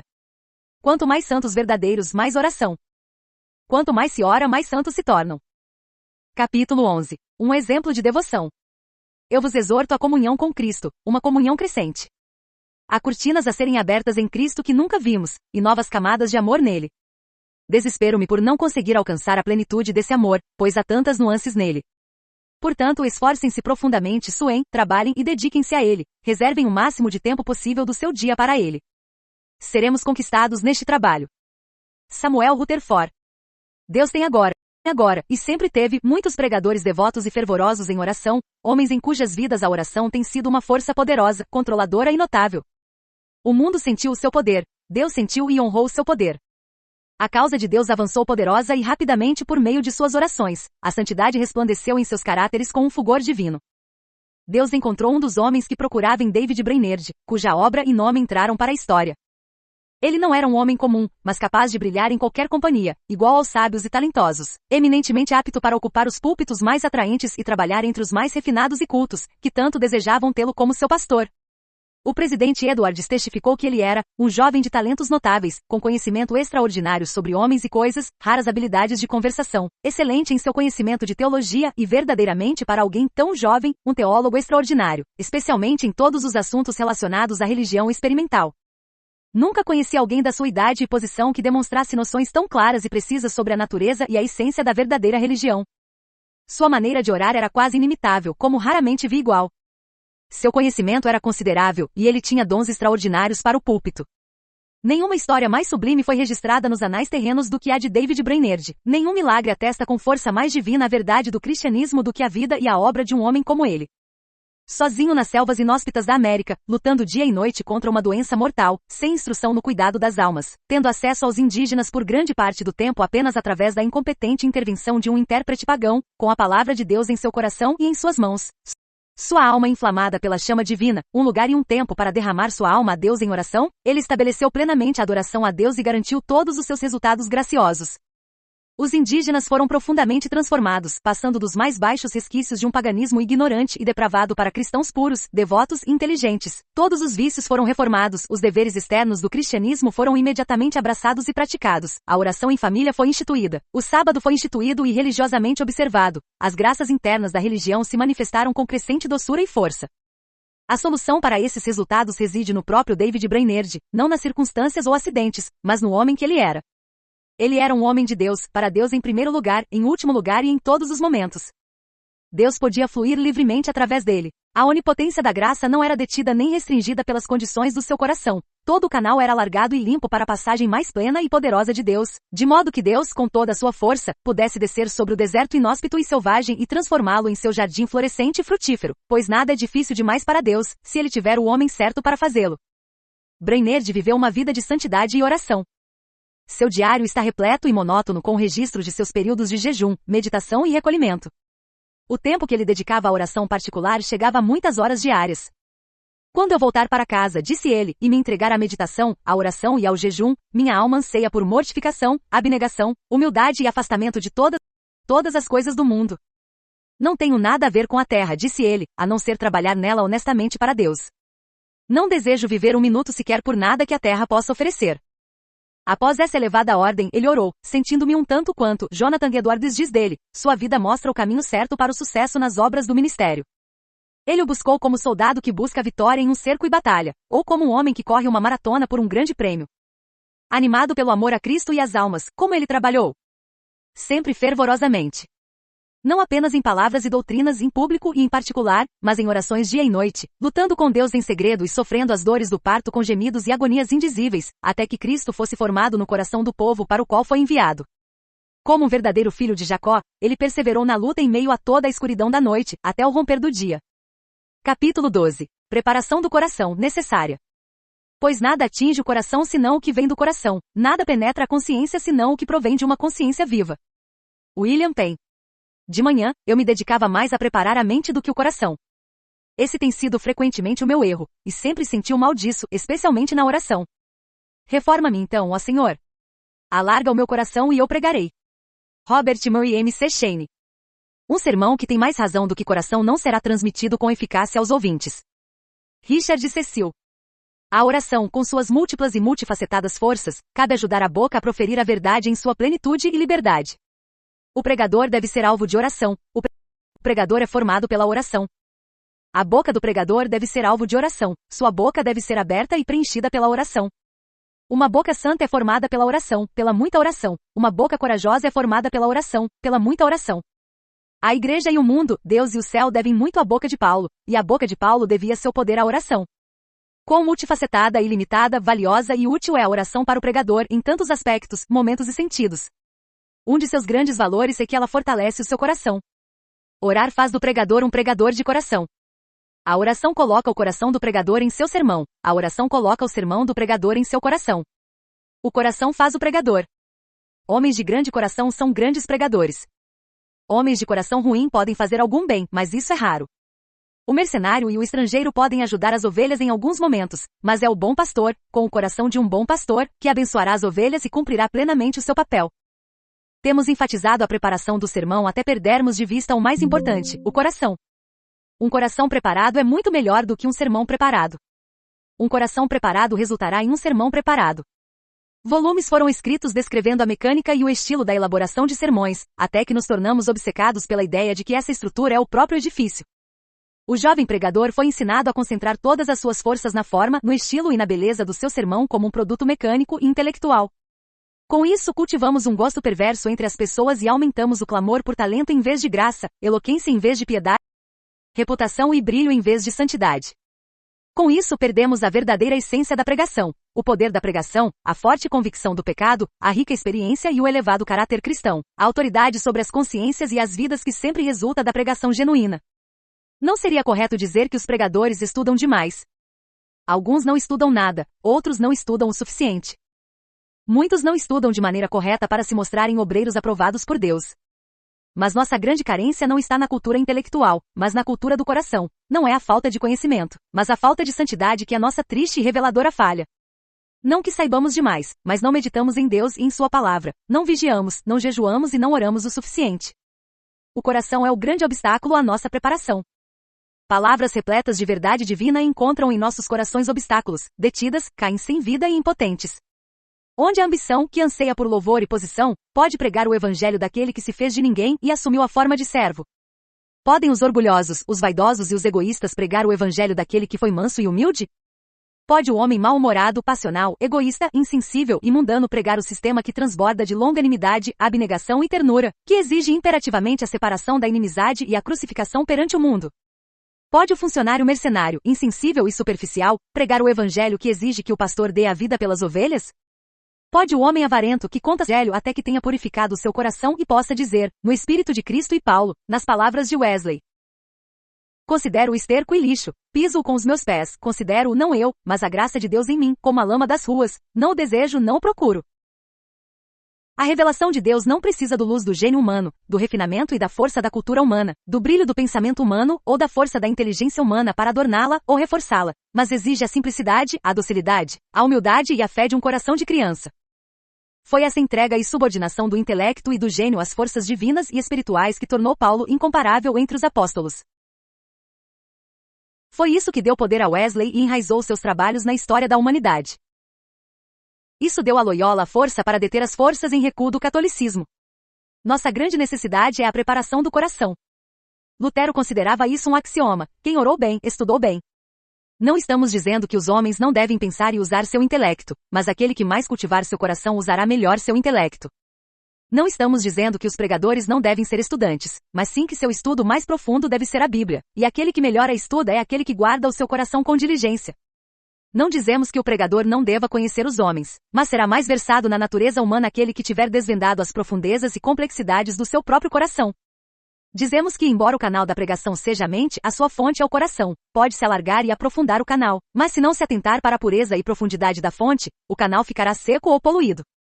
Dizemos que todo homem de inteligência comum tem bom senso suficiente para pregar o evangelho, mas muito poucos têm graça suficiente para fazê-lo. Dizemos que aquele que lutou com o seu próprio coração e o venceu, que lhe ensinou humildade, fé, amor, verdade, misericórdia, compaixão e coragem. Aquele que for capaz de derramar os ricos tesouros do coração assim cultivado por meio de um intelecto viril, totalmente imbuído do poder do evangelho, sobre a consciência de seus ouvintes, esse será o pregador mais verdadeiro e bem-sucedido aos olhos de seu Senhor.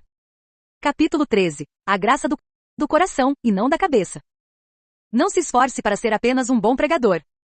Jericós são derrubadas com chifres de carneiro. Busque simplesmente em Jesus o alimento para a sua pregação. O que for necessário lhe será dado, e o que for dado será abençoado. Seja um grão de cevada ou um pão de trigo, uma crosta ou uma migalha. Sua boca será um rio caudaloso ou uma fonte selada, conforme for o seu coração. Evite toda controvérsia na pregação, na fala ou na escrita. Não pregue nada contra o diabo e nada contra Jesus Cristo. Berride. O coração é o salvador do mundo. A cabeça não salva. Gênio, inteligência, brilhantismo, força e dons naturais não salvam. O evangelho flui através dos corações. Todas as forças mais poderosas são forças do coração. Todas as graças mais doces e amáveis são graças do coração. Grandes corações criam grandes caracteres, grandes corações criam caracteres divinos. Deus é amor. Não há nada maior que o amor, nada maior que Deus. Os corações criam o céu é amor. Não há nada mais elevado, nada mais doce do que o céu. É o coração, e não a mente, que faz os grandes pregadores de Deus. O coração tem grande importância em todos os aspectos da religião. O coração deve falar do púlpito, o coração deve ouvir nos bancos da igreja. De fato, servimos a Deus com o coração. A homenagem intelectual não tem valor no céu. Acreditamos que um dos erros mais graves e comuns do púlpito moderno é dar mais importância ao pensamento do que à oração, mais à mente do que ao coração em seus sermões. Grandes corações fazem grandes pregadores, bons corações fazem bons pregadores. Uma escola teológica para expandir e cultivar o coração é o objetivo primordial do Evangelho. O pastor une seu povo a si e o governa com o coração. Eles podem admirar seus dons, podem se orgulhar de sua capacidade e podem ser tocados por um tempo por meio de seus sermões, mas a fortaleza de seu poder é o seu coração. Seu cetro é o amor, o trono de seu poder é o seu coração. O bom pastor dá a vida pelas ovelhas. A mente jamais se torna mártir. É o coração que entrega a vida ao amor e à fidelidade. É preciso muita coragem para ser um pastor fiel, mas somente o coração pode fornecer essa coragem. Dons e genialidade podem ser admiráveis, mas são os dons e a genialidade do coração, e não da mente. É mais fácil encher a mente do que preparar o coração. É mais fácil fazer um sermão intelectual do que um sermão que toque o coração. Foi o coração que trouxe o Filho de Deus do céu. É o coração que atrai os homens para o céu. Homens de coração são o que o mundo precisa para se compadecer de sua dor, para aliviar suas tristezas, para ter compaixão por seu sofrimento e para amenizar seu sofrimento. Cristo foi eminentemente o homem de dores porque foi preeminentemente o homem de coração. Dá-me o teu coração é o pedido de Deus aos homens. Dá-me o teu coração. É a exigência do homem para o homem. Um ministério profissional é um ministério sem coração. Quando o salário desempenha um papel importante no ministério, o coração desempenha um papel pequeno. Podemos fazer da pregação o nosso negócio, sem colocar o nosso coração nesse negócio. Aquele que coloca o ego em primeiro lugar na sua pregação deixa o coração em segundo plano. Aquele que não semeia com o coração no seu estudo nunca colherá uma colheita para Deus. O quarto de oração é o escritório do coração. Aprenderemos mais sobre como pregar e o que pregar ali do que em nossas bibliotecas. Jesus chorou é o versículo mais curto e mais impactante da Bíblia. É aquele que sai chorando, não apenas pregando grandes sermões, levando a preciosa semente que voltará regozijando-se, trazendo consigo os seus feixes. A oração dá sentido, traz sabedoria, amplia e fortalece a mente. O quarto é perfeito para o perfeito professor e a escola para o pregador. O pensamento não só é iluminado e esclarecido na oração, como também nasce nela. Podemos aprender mais em uma hora de oração, quando oramos de fato, do que em muitas horas de estudo. Há livros no quarto que não se encontram nem são lidos em nenhum outro lugar. Revelações são feitas no quarto que não são feitas em nenhum outro lugar. Capítulo 14. A unção é uma necessidade. Uma bênção brilhante que a oração particular traz sobre o ministério é algo indescritível e inimitável, uma unção do santo. Se a unção que carregamos não vem do Senhor dos Exércitos, somos enganadores, pois somente na oração podemos obtê-la. Perseveremos fervorosamente em súplica. Deixe seu velo repousar no chão agitado da súplica até que seja umedecido pelo orvalho do céu. Charles Haddon Spurgeon. Alexander Knox, filósofo cristão da época de Wesley, não um adepto, mas um grande amigo pessoal de Wesley e com muita simpatia espiritual pelo movimento wesleyano, escreve: é estranho e lamentável, mas acredito sinceramente que, exceto entre os metodistas e clérigos metodistas, não há muita pregação interessante na Inglaterra. O clero, de modo geral, perdeu completamente a arte. Há, creio eu, nas grandes leis do mundo moral, uma espécie de entendimento secreto, como as afinidades na química, entre a verdade religiosa corretamente promulgada e os sentimentos mais profundos da mente humana. Onde uma é devidamente manifestada, a outra responderá. Nossos corações não ardiam dentro de nós? Mas esse sentimento devoto é indispensável no orador. Agora sou obrigado a afirmar, com base em minha própria observação, que essa unção, como os franceses apropriadamente chamam, é inegável. Na Inglaterra, é muito mais provável encontrar esse ensinamento em um convento metodista do que em uma igreja paroquial. Aparentemente, é isso que preenche as casas metodistas e esvazia as igrejas. Sinceramente, não sou um entusiasta, sou um membro da igreja muito sincero e cordial, um humilde discípulo da escola de Ali Boyle de Burnet e Legon. Devo afirmar que quando estive neste país há 2 anos, não ouvi um único pregador que me ensinasse como meus grandes mestres, exceto aqueles considerados metodistas. E agora perco a esperança de obter um átomo de instrução sincera de qualquer outro lugar. Os pregadores metodistas, embora eu possa não ser sempre favorável a todas as suas expressões, certamente difundem esta religião verdadeira e imaculada. Senti um prazer genuíno no último domingo. Posso testemunhar que o pregador proferiu palavras de verdade e sobriedade. Não houve eloquência, o homem honesto jamais sonharia com tal coisa, mas houve algo muito melhor, uma comunicação cordial de uma verdade revitalizada. Digo revitalizada, porque o que ele declarava aos outros era impossível não sentir que vivia em si mesmo. Esta unção é a arte da pregação. O pregador que nunca teve esta unção nunca teve a arte da pregação. O pregador que perdeu esta unção perdeu a arte da pregação. Quaisquer que sejam as outras artes que ele possa ter e conservar, a arte de fazer sermões, a arte da eloquência, a arte do pensamento claro e profundo, a arte de agradar a uma audiência, ele perdeu a arte divina da pregação. Esta unção torna a verdade de Deus poderosa e interessante, atrai e cativa, edifica, convence e salva. Esta unção vitaliza a verdade revelada de Deus, torna-a viva e vivificante. Mesmo a verdade de Deus falada sem esta unção é leve, morta e paralisante. Embora abundante em verdade, embora densa em pensamento, embora brilhante em retórica, embora pontuada pela lógica, embora poderosa pela sinceridade, sem esta unção divina ela resulta em morte e não em vida. O Sr. Spurgeon diz: pergunto-me quanto tempo levaríamos para quebrar a cabeça antes de conseguirmos expressar claramente em palavras o que significa pregar com unção. Contudo, quem prega reconhece a sua presença, e quem ouve logo percebe a sua ausência. Samaria em meio à fome exemplifica um discurso sem ela. Jerusalém com seu banquete de iguarias gordas e repleto de tutano, pode representar um sermão enriquecido por ela.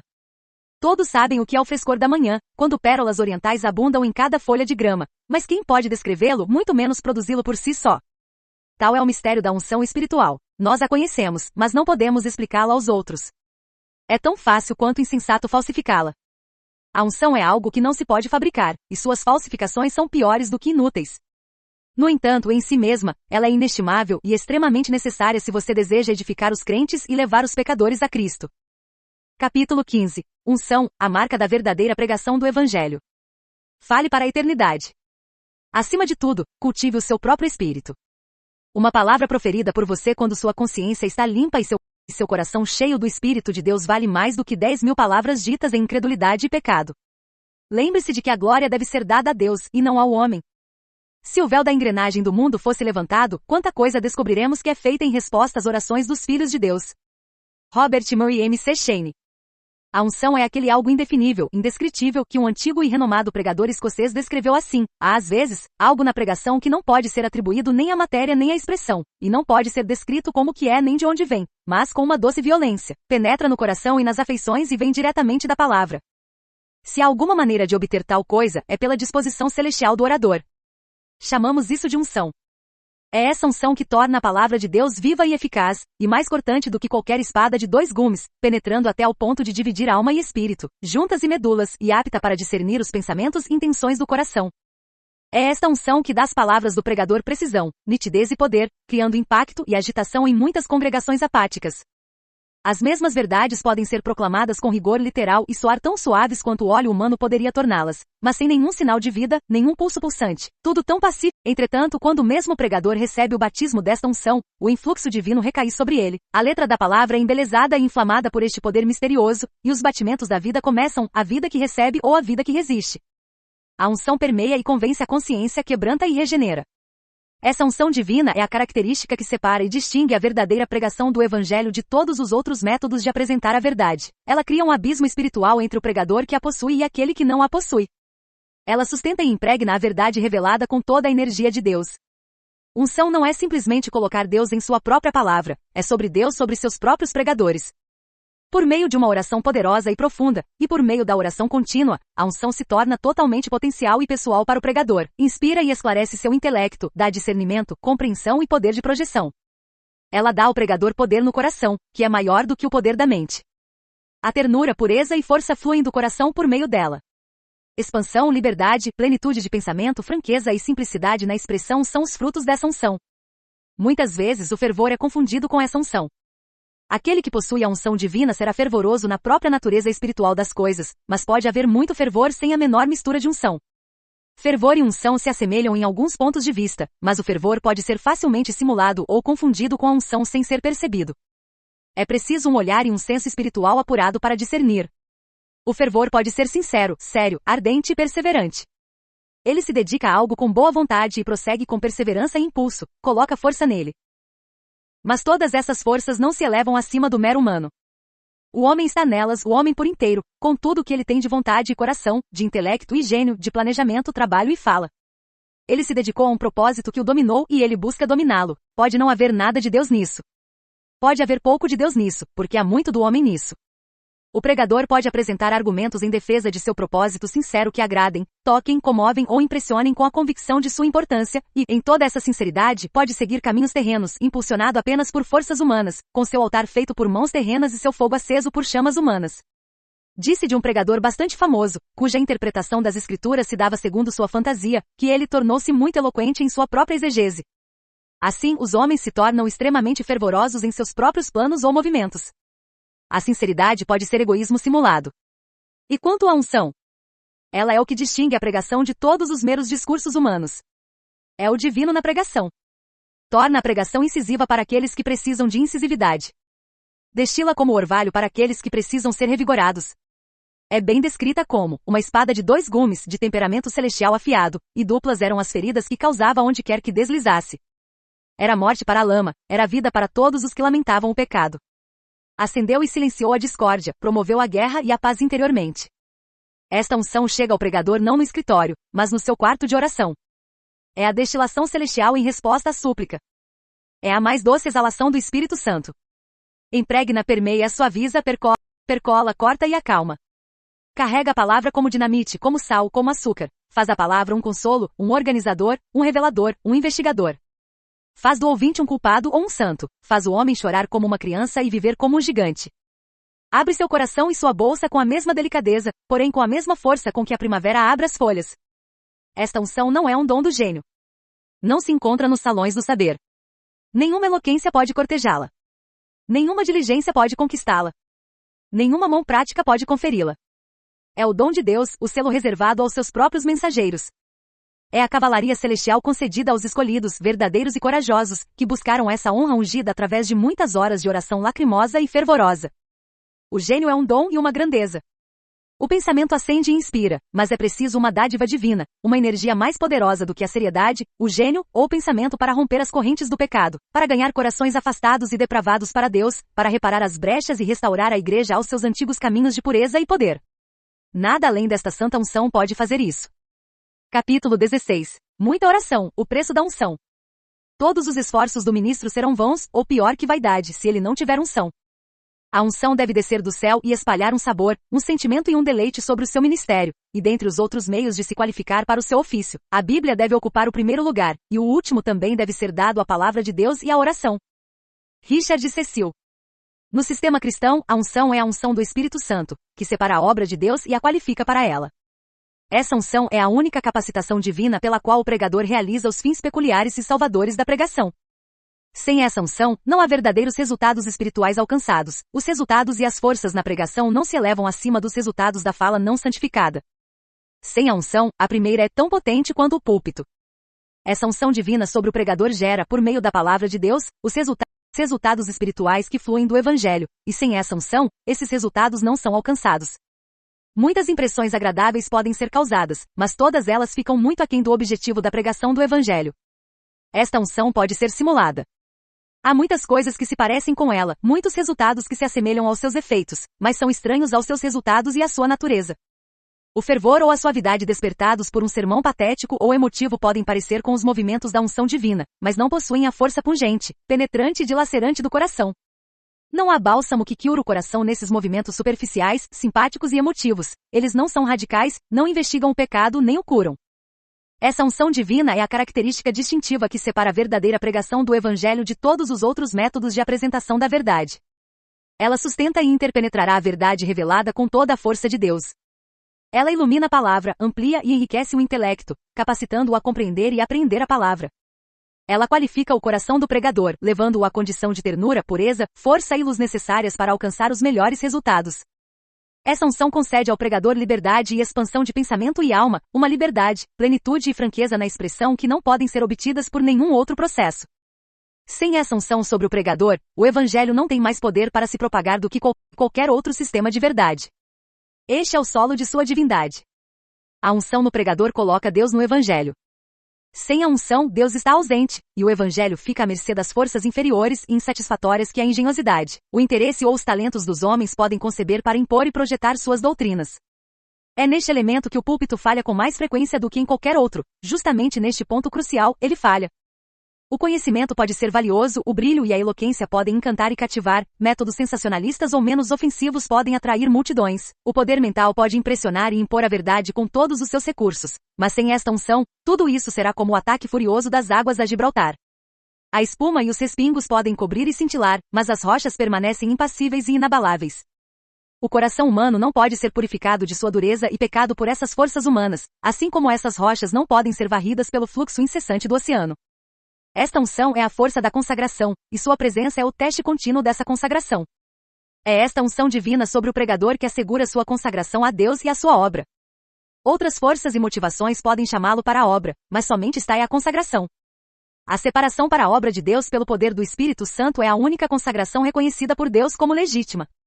A unção divina, essa unção celestial, é o que o púlpito precisa e deve ter. Esse óleo divino e celestial, colocado sobre ele pela imposição da mão de Deus, deve amolecer e lubrificar o homem por inteiro, coração, mente e espírito, até separá-lo com uma poderosa separação de todos os motivos e objetivos terrenos, seculares, mundanos e egoístas, separando-o para tudo que é puro e divino. É a presença dessa unção sobre o pregador que cria agitação e atrito em muitas congregações. As mesmas verdades foram ditas com rigor literal, mas nenhuma perturbação foi vista, nenhuma dor ou pulsação sentida. Tudo está quieto como um cemitério. Outro pregador chega, e essa influência misteriosa está sobre ele. A letra da palavra foi inflamada pelo Espírito, os espasmos de um poderoso movimento são sentidos. É a unção que permeia e agita a consciência e quebranta o coração. A pregação sem unção torna tudo duro, seco, acre e morto. Essa unção não é apenas uma memória ou uma era passada, é um fato presente, realizado e consciente. Pertence à experiência do homem, assim como a sua pregação. É o que o transforma à imagem de seu divino mestre, bem como que o permite declarar as verdades de Cristo com poder. É um poder tão grande no ministério que faz com que tudo mais pareça fraco e vão sem ele, e por sua presença, compensa a ausência de todas as outras forças, ainda que as mais fracas. Essa unção não é um dom inalienável. É um dom condicional, e sua presença é perpetuada e aumentada pelo mesmo processo pelo qual foi inicialmente conquistada, pela oração incessante a Deus, pelo desejo apaixonado por Deus, pela valorização dela, pela busca dela com ardor incansável, por considerar tudo mais como perda e fracasso sem ela. Como e de onde vem essa unção? Diretamente de Deus, em resposta à oração. Somente corações que oram são preenchidos com esse óleo sagrado, somente lábios que oram são ungidos com essa unção divina. Oração, muita oração, é o preço da pregação da unção. Oração, muita oração, oração, é a única condição para manter essa unção. Sem oração incessante, a unção jamais chega ao pregador. Sem perseverança na oração, a unção, como maná guardado em excesso, cria vermes. Capítulo 17. A oração marca a liderança espiritual. Dê-me 100 pregadores que não temam nada além do pecado e não desejam nada além de Deus, e não me importarei se forem clérigos ou leigos. Somente estes abalarão os portões do inferno e estabelecerão o reino dos céus na terra. Deus nada faz senão em resposta à oração. John Wesley. Os apóstolos conheciam a necessidade e o valor da oração para o seu ministério. Sabiam que sua alta comissão como apóstolos, em vez de os aliviar da necessidade de orar, os comprometia com ela por uma necessidade ainda mais urgente. Eram extremamente zelosos para que nenhuma outra obra importante consumisse o seu tempo e os impedisse de orar como deviam. Por isso, designaram leigos para cuidar dos delicados e absorventes deveres de ministrar aos pobres, para que eles, os apóstolos, pudessem, sem impedimentos, dedicar-se continuamente à oração e ao ministério da palavra. A oração é colocada em primeiro lugar, e a relação deles com a oração é enfatizada com muita ênfase. Dedicam-se a ela fazendo dela sua prioridade, entregando-se à oração, investindo fervor, urgência, perseverança e tempo nela. Como homens santos e apostólicos, dedicavam-se a esta obra divina da oração. Orando intensamente dia e noite, disse Paulo. Nós nos dedicaremos continuamente à oração, é o consenso da devoção apostólica. Como esses pregadores do Novo Testamento se entregavam à oração pelo povo de Deus. Como eles colocavam Deus em plena força em suas igrejas por meio de suas orações. Esses santos apóstolos não se iludiam achando que haviam cumprido seus elevados e solenes deveres apenas transmitindo fielmente a palavra de Deus. Sua pregação era fortalecida e impactada pelo ardor e pela insistência de suas orações.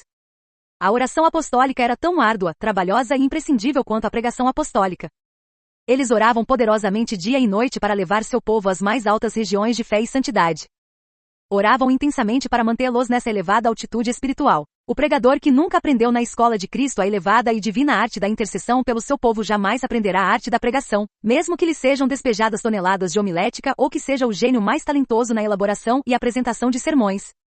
As orações de líderes apostólicos e santos contribuem muito para a santificação daqueles que não são apóstolos. Se os líderes da igreja nos anos posteriores tivessem sido tão dedicados e fervorosos em orar pelo seu povo quanto os apóstolos, os tristes e sombrios tempos de mundanismo e apostasia não teriam maculado a história, eclipsado a glória e interrompido o avanço da igreja. A oração apostólica produz santos apostólicos e mantém tempos apostólicos de pureza e poder na igreja. Que nobreza de alma, que pureza e elevação de motivação, que altruísmo, que abnegação, que trabalho exaustivo, que ardor de espírito e que tato divino são necessários para ser um intercessor pelos homens. O pregador deve se entregar em oração pelo seu povo, não para que fossem salvos simplesmente, mas para que fossem poderosamente salvos. Os apóstolos se entregavam à oração para que seus santos fossem perfeitos, não para que tivessem um gosto superficial pelas coisas de Deus, mas para que fossem cheios de toda a plenitude de Deus. Paulo não se apoiou em sua pregação apostólica para alcançar esse fim, mas por isso mesmo se ajoelhou diante do Pai de nosso Senhor Jesus Cristo. A oração de Paulo levou seus convertidos mais longe no caminho da santidade do que sua pregação. Ele se dedicava fervorosamente à oração por eles, sempre, para que permanecessem firmes e íntegros em toda a vontade de Deus. Os pregadores são, acima de tudo, os líderes de Deus. São os principais responsáveis pela condição da igreja. Moldam seu caráter, dão tom e direção à sua vida. Muita coisa, em todos os aspectos, depende desses homens. Eles moldam os tempos e as instituições. A igreja é divina, um tesouro que ela guarda é celestial, mas carrega a marca do humano. O tesouro está em vasos de barro e exala o cheiro do vaso. A igreja de Deus faz, ou é feita por seus líderes. Seja ela quem for ou quem for feito por ela, ela será o que seus líderes forem, espiritual se assim forem, secular se forem, congregacional se for o caso. Os reis de Israel deram caráter à piedade de Israel. Uma igreja raramente se revolta contra, ou se eleva acima da religião de seus líderes. Líderes fortemente espirituais, homens de poder santo à frente, são sinais do favor de Deus. Desastre e fraqueza seguem um rastro de líderes fracos ou mundanos. Israel havia caído em desgraça quando Deus deu crianças para serem seus príncipes e bebês para governá-los. Os profetas não previram um estado de felicidade quando crianças oprimem o Israel de Deus e mulheres os governam. Tempos de liderança espiritual são tempos de grande prosperidade espiritual para a igreja. A oração é uma das características marcantes de uma forte liderança espiritual. Homens de oração fervorosa são homens poderosos e transformadores. Seu poder com Deus tem o poder de conquistar. Como pode um homem pregar se não recebe sua mensagem fresca de Deus em particular? Como pode pregar sem ter sua fé revigorada, sua visão clareada e seu coração aquecido por sua comunhão com Deus? Ai dos lábios no púlpito que não são tocados por essa chama interior. Secos e sem unção eles sempre serão, e as verdades divinas jamais virão com o poder de tais lábios. No que diz respeito aos verdadeiros interesses da religião, um púlpito sem comunhão será sempre algo estéril. Um pregador pode pregar de maneira oficial, divertida ou erudita sem orar, mas esse tipo de pregação é semear a preciosa semente de Deus com mãos santas e corações em oração a fervorosos. Existe uma distância imensurável. O ministério sem oração é o coveiro de toda a verdade de Deus e da igreja de Deus. Ele pode ter o caixão mais caro e as flores mais belas, mas é um funeral, apesar da bela decoração. Um cristão sem oração jamais aprenderá a verdade de Deus. Um ministério sem oração jamais poderá ensinar a verdade de Deus. Eras de glória milenar foram perdidas por uma igreja sem oração. A vinda do nosso Senhor foi adiada indefinidamente por uma igreja sem oração. O inferno se expandiu e encheu suas cavernas terríveis na presença do serviço morto de uma igreja sem oração. A melhor e maior oferta é uma oferta de oração. Se os pregadores do século XX aprenderem bem a lição da oração e usarem plenamente o poder da oração, o milênio chegará ao seu meio-dia antes do fim do século. Orai sem cessar é o chamado estrondoso aos pregadores do século XX. Se o século XX guardar seus textos, seus pensamentos, suas palavras e seus sermões em seus aposentos, o século seguinte encontrará um novo céu e uma nova terra. O velho céu e a velha terra, manchados e obscurecidos pelo pecado, desaparecerão sob o poder de um ministério de oração. Capítulo 18. Os pregadores precisam das orações do povo. Se alguns cristãos que têm reclamado de seus ministros tivessem falado menos deles aos homens e tivessem se dedicado, com todas as suas forças, a clamar a Deus por eles, se, por assim dizer, tivessem se levantado e clamando aos céus com suas orações humildes, fervorosas e incessantes, teriam tido muito mais sucesso. Jonathan Edwards. De alguma forma a prática de orar em particular pelo pregador caiu em desuso ou foi desvalorizada. Ocasionalmente, ouvimos essa prática ser acusada de depreciar o ministério, sendo interpretada por alguns como uma declaração pública de insuficiência por parte daqueles que a praticam. Talvez isso ofenda o orgulho do conhecimento e da autossuficiência, ou talvez estes se sintam ofendidos e repreendidos por um ministério tão negligente a ponto de permitir que tal percepção exista. A oração para o pregador não é simplesmente o dever de sua profissão ou um privilégio, mas uma necessidade absoluta. O ar não é mais necessário aos pulmões do que a oração o é para o pregador. É fundamental que ele ore, e é igualmente necessário que ele seja alvo de orações. Essas duas proposições estão unidas de forma inseparável. O pregador deve orar e o pregador deve ser alvo de orações. Ele precisará de toda a sua capacidade de orar e de toda a capacidade da igreja em oferecer orações para cumprir suas terríveis responsabilidades e alcançar o maior e mais verdadeiro sucesso em sua grande obra. O verdadeiro pregador, além de cultivar o espírito e a prática da oração em si mesmo em sua forma mais intensa, anseia com grande avidez pelas orações do povo de Deus. Quanto mais santo for um homem, mais ele valoriza a oração. Mais claramente ele percebe que Deus se entrega aos que oram e que a medida da revelação de Deus à alma é a medida do anseio e da insistência da alma em orar a Ele. A salvação jamais encontra o caminho para um coração sem oração. O Espírito Santo jamais habita em um espírito sem oração. A pregação jamais edifica uma alma sem oração. Cristo nada verte sobre cristãos sem oração. O Evangelho não pode ser projetado por um pregador sem oração. Dons, talentos, educação, eloquência e o chamado de Deus não podem diminuir a necessidade de oração, pelo contrário, eles apenas intensificam a necessidade de o pregador orar e de ser alvo de orações. Quanto mais os olhos do pregador se abrem para a natureza, a responsabilidade e as dificuldades de seu trabalho, mais ele sentirá, se for um verdadeiro pregador, a necessidade de oração. Não apenas a crescente necessidade de orar ele mesmo, mas também de pedir a outros que o ajudem com suas súplicas. Paulo é um exemplo disso. Se alguém podia projetar o evangelho por meio de força pessoal, intelecto, cultura, graça pessoal ou pela comissão apostólica de Deus e pelo chamado extraordinário, esse alguém era Paulo. No entanto, ele é um exemplo eminente de que o pregador deve ser um homem dado à oração.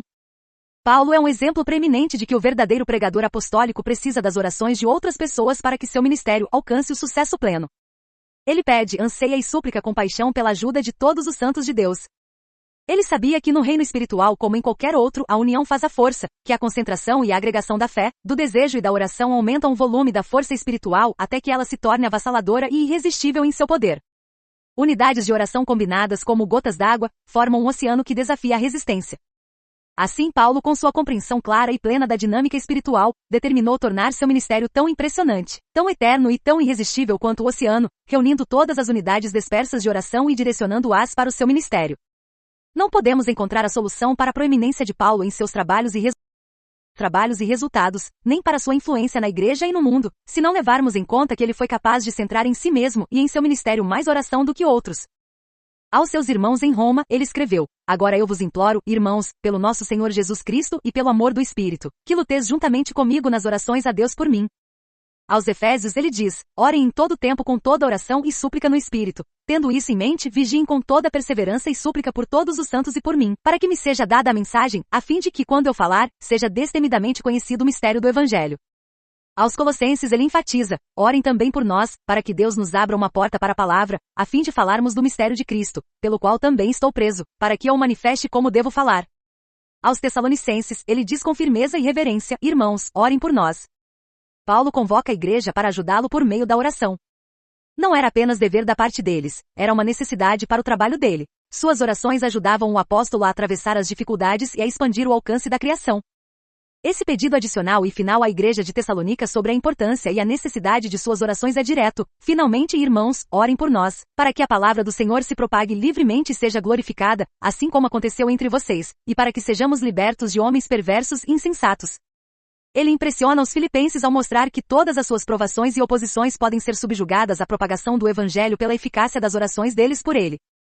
Filemão deveria preparar uma hospedagem para Paulo, pois, por meio da oração de Filemão, Paulo seria seu hóspede.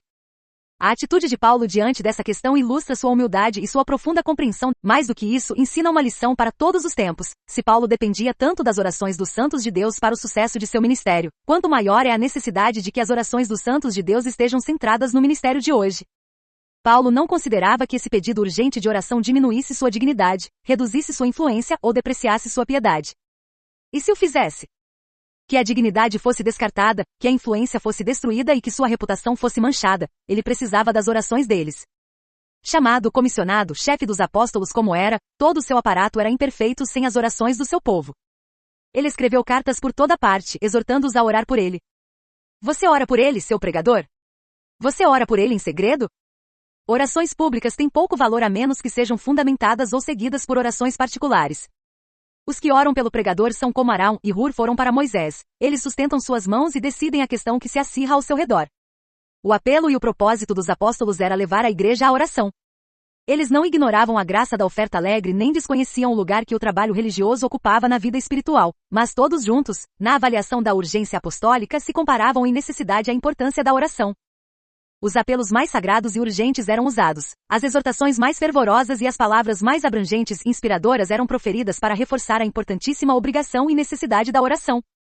Incentivar os santos a orarem em todo lugar é o cerne do esforço apostólico e a chave do sucesso ministerial. Jesus Cristo se esforçou para fazer isso nos dias de seu ministério pessoal.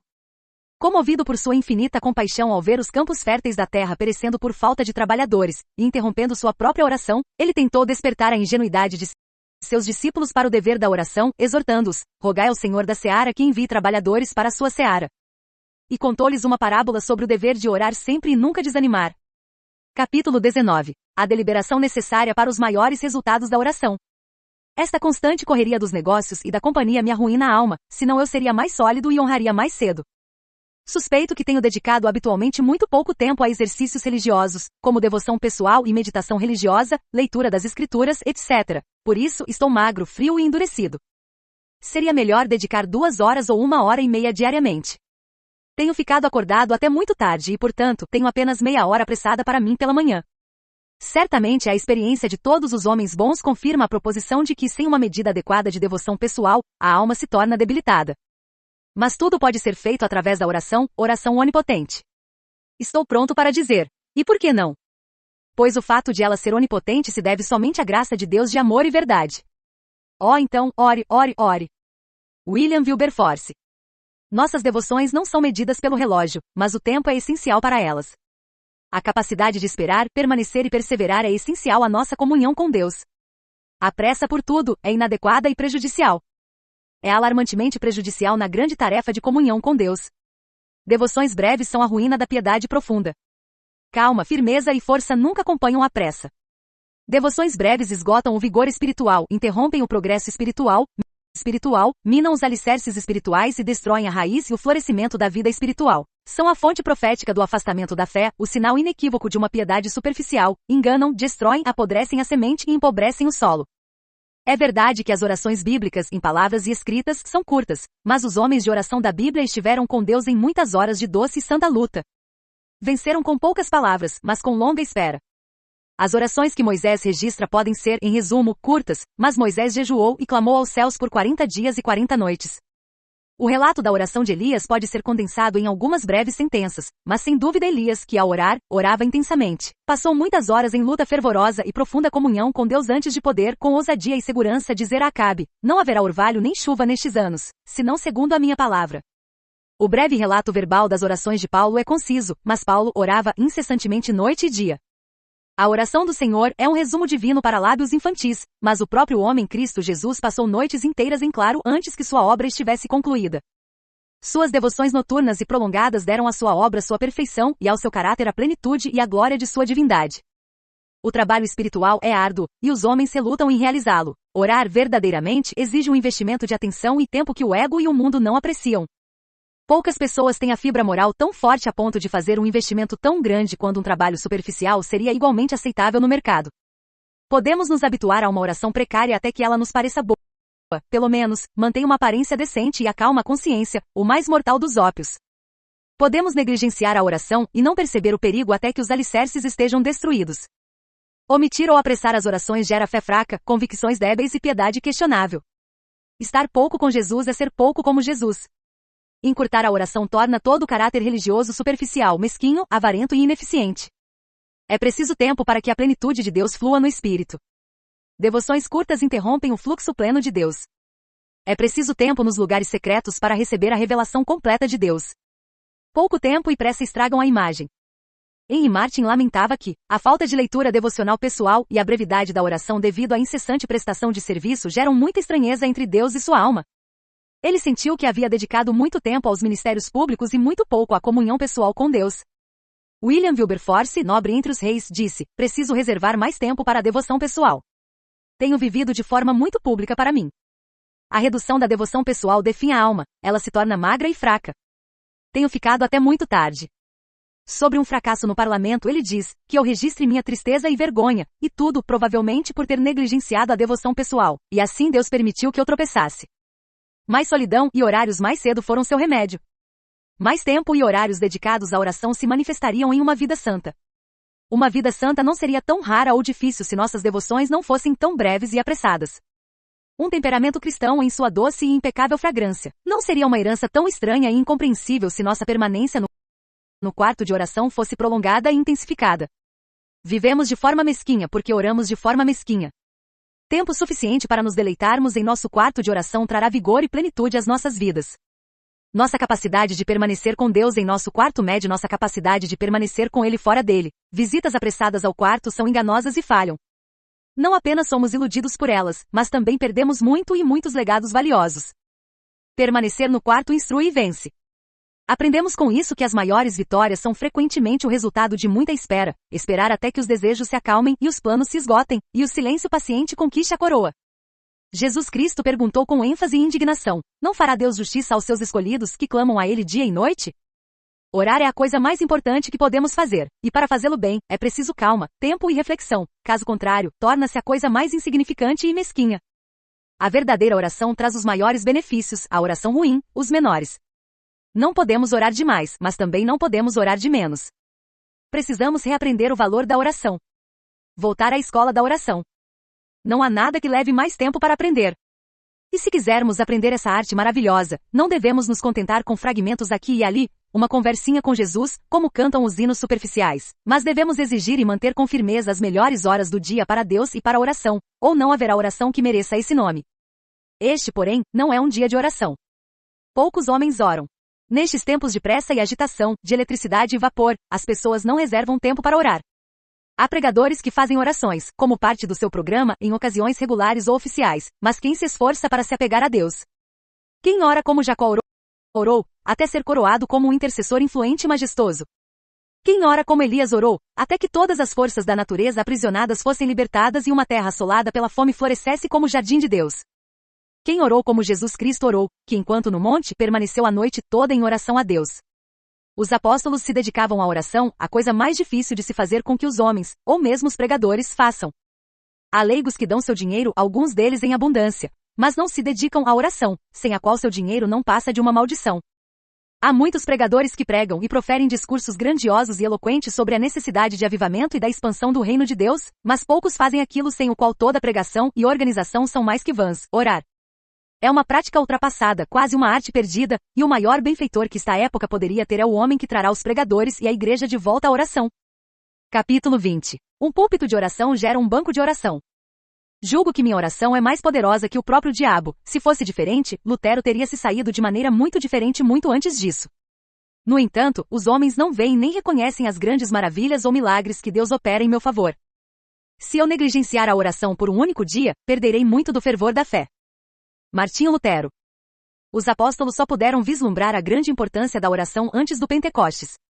Mas a vinda e o enchimento do Espírito no Pentecostes elevaram a oração à sua posição vital e onipresente no Evangelho de Cristo.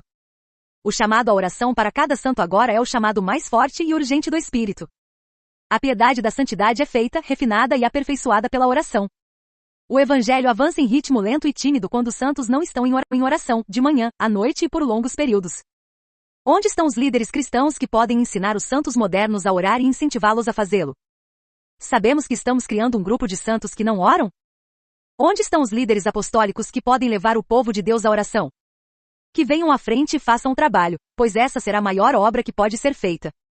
Um aumento nas instalações educacionais e um grande aumento no poder econômico serão a pior maldição para a religião se não forem santificados por mais e melhores orações, do que as que praticamos. Mas oração não virá por si só. Nada além de um esforço específico de uma liderança que ora será eficaz. Os principais líderes devem liderar o esforço apostólico para enraizar a importância vital e a realidade da oração no coração e na vida da igreja. Somente líderes que oram podem ter seguidores que oram. Apóstolos que oram gerarão santos que oram. Um púlpito de oração gerará bancos de oração. Precisamos muito de alguém que possa levar os santos a essa tarefa de orar. Nós não somos uma geração de santos que oram. Os santos que não oram são uma córdia de santos miseráveis, que não possuem o ardor, a beleza ou o poder dos santos. Quem irá restaurar essa brecha? O maior dos reformadores e apóstolos será aquele que puder levar a igreja à oração. Consideramos com toda a sobriedade, que a grande necessidade da igreja nesta e em todas as épocas é de homens de fé tão poderosa, de santidade tão imaculada, de vigor espiritual tão marcante e zelo tão intenso que suas orações, fé, vidas e ministérios sejam de uma forma tão radical e impactante a ponto de operar revoluções espirituais que marcarão épocas na vida individual e da igreja. Não nos referimos a homens que provocam comoção com artifícios inovadores, nem aqueles que atraem com entretenimento agradável, mas a homens que possam impactar e operar revoluções pela pregação da palavra de Deus e pelo poder do Espírito Santo, revoluções que transformam completamente o curso das coisas. Habilidades naturais e vantagens educacionais não são fatores relevantes neste caso. Mas a capacidade de fé, a habilidade de orar, o poder da consagração completa, a capacidade de humildade, a entrega absoluta de si mesmo na glória de Deus e um anseio e busca sempre presentes, insaciáveis por toda a plenitude de Deus. Estes são homens que podem incendiar a igreja para Deus, não de uma maneira ruidosa e ostentosa, mas com um calor intenso e silencioso que derrete e move tudo para Deus. Deus pode operar maravilhas se tiver um homem adequado. Os homens podem operar maravilhas se tiverem a orientação de Deus. A plena capacitação do Espírito que transformou o mundo seria extremamente útil nestes últimos dias. Homens que possam impactar poderosamente as coisas para Deus, cujas revoluções espirituais mudam completamente o panorama geral, são a necessidade universal da Igreja. A Igreja nunca esteve sem esses homens, eles adornam sua história, são os milagres permanentes da divindade da Igreja. Seu exemplo e história são uma inspiração e bênção infalíveis. O aumento do número e do poder deles deve ser nossa oração. O que foi feito em assuntos espirituais pode ser feito novamente e melhor. Essa era a visão de Cristo. Ele disse, em verdade vos digo que aquele que crê em mim fará também as obras que eu faço e fará maiores do que estas, porque eu vou para o Pai. O passado não esgotou as possibilidades nem as exigências para fazer grandes coisas para Deus. A igreja que depende de sua história passada para seus milagres de poder e graça é uma igreja caída.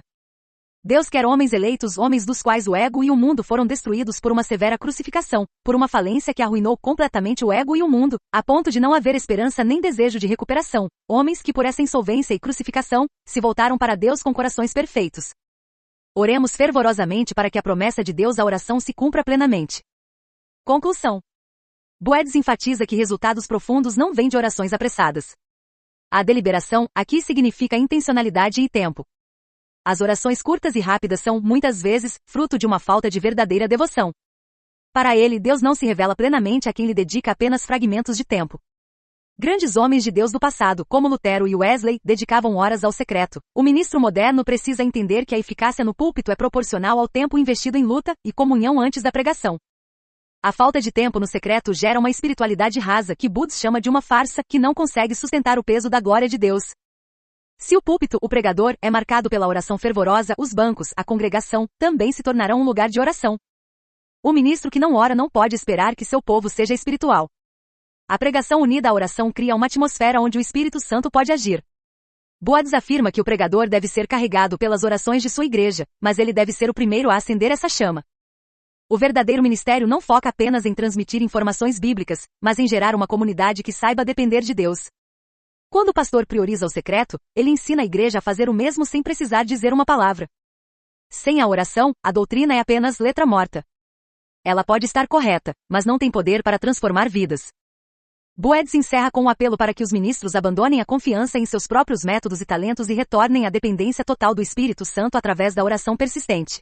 Grandes resultados espirituais exigem grandes investimentos de tempo no secreto, pois um povo que ora é o reflexo direto de um líder que vive de joelhos.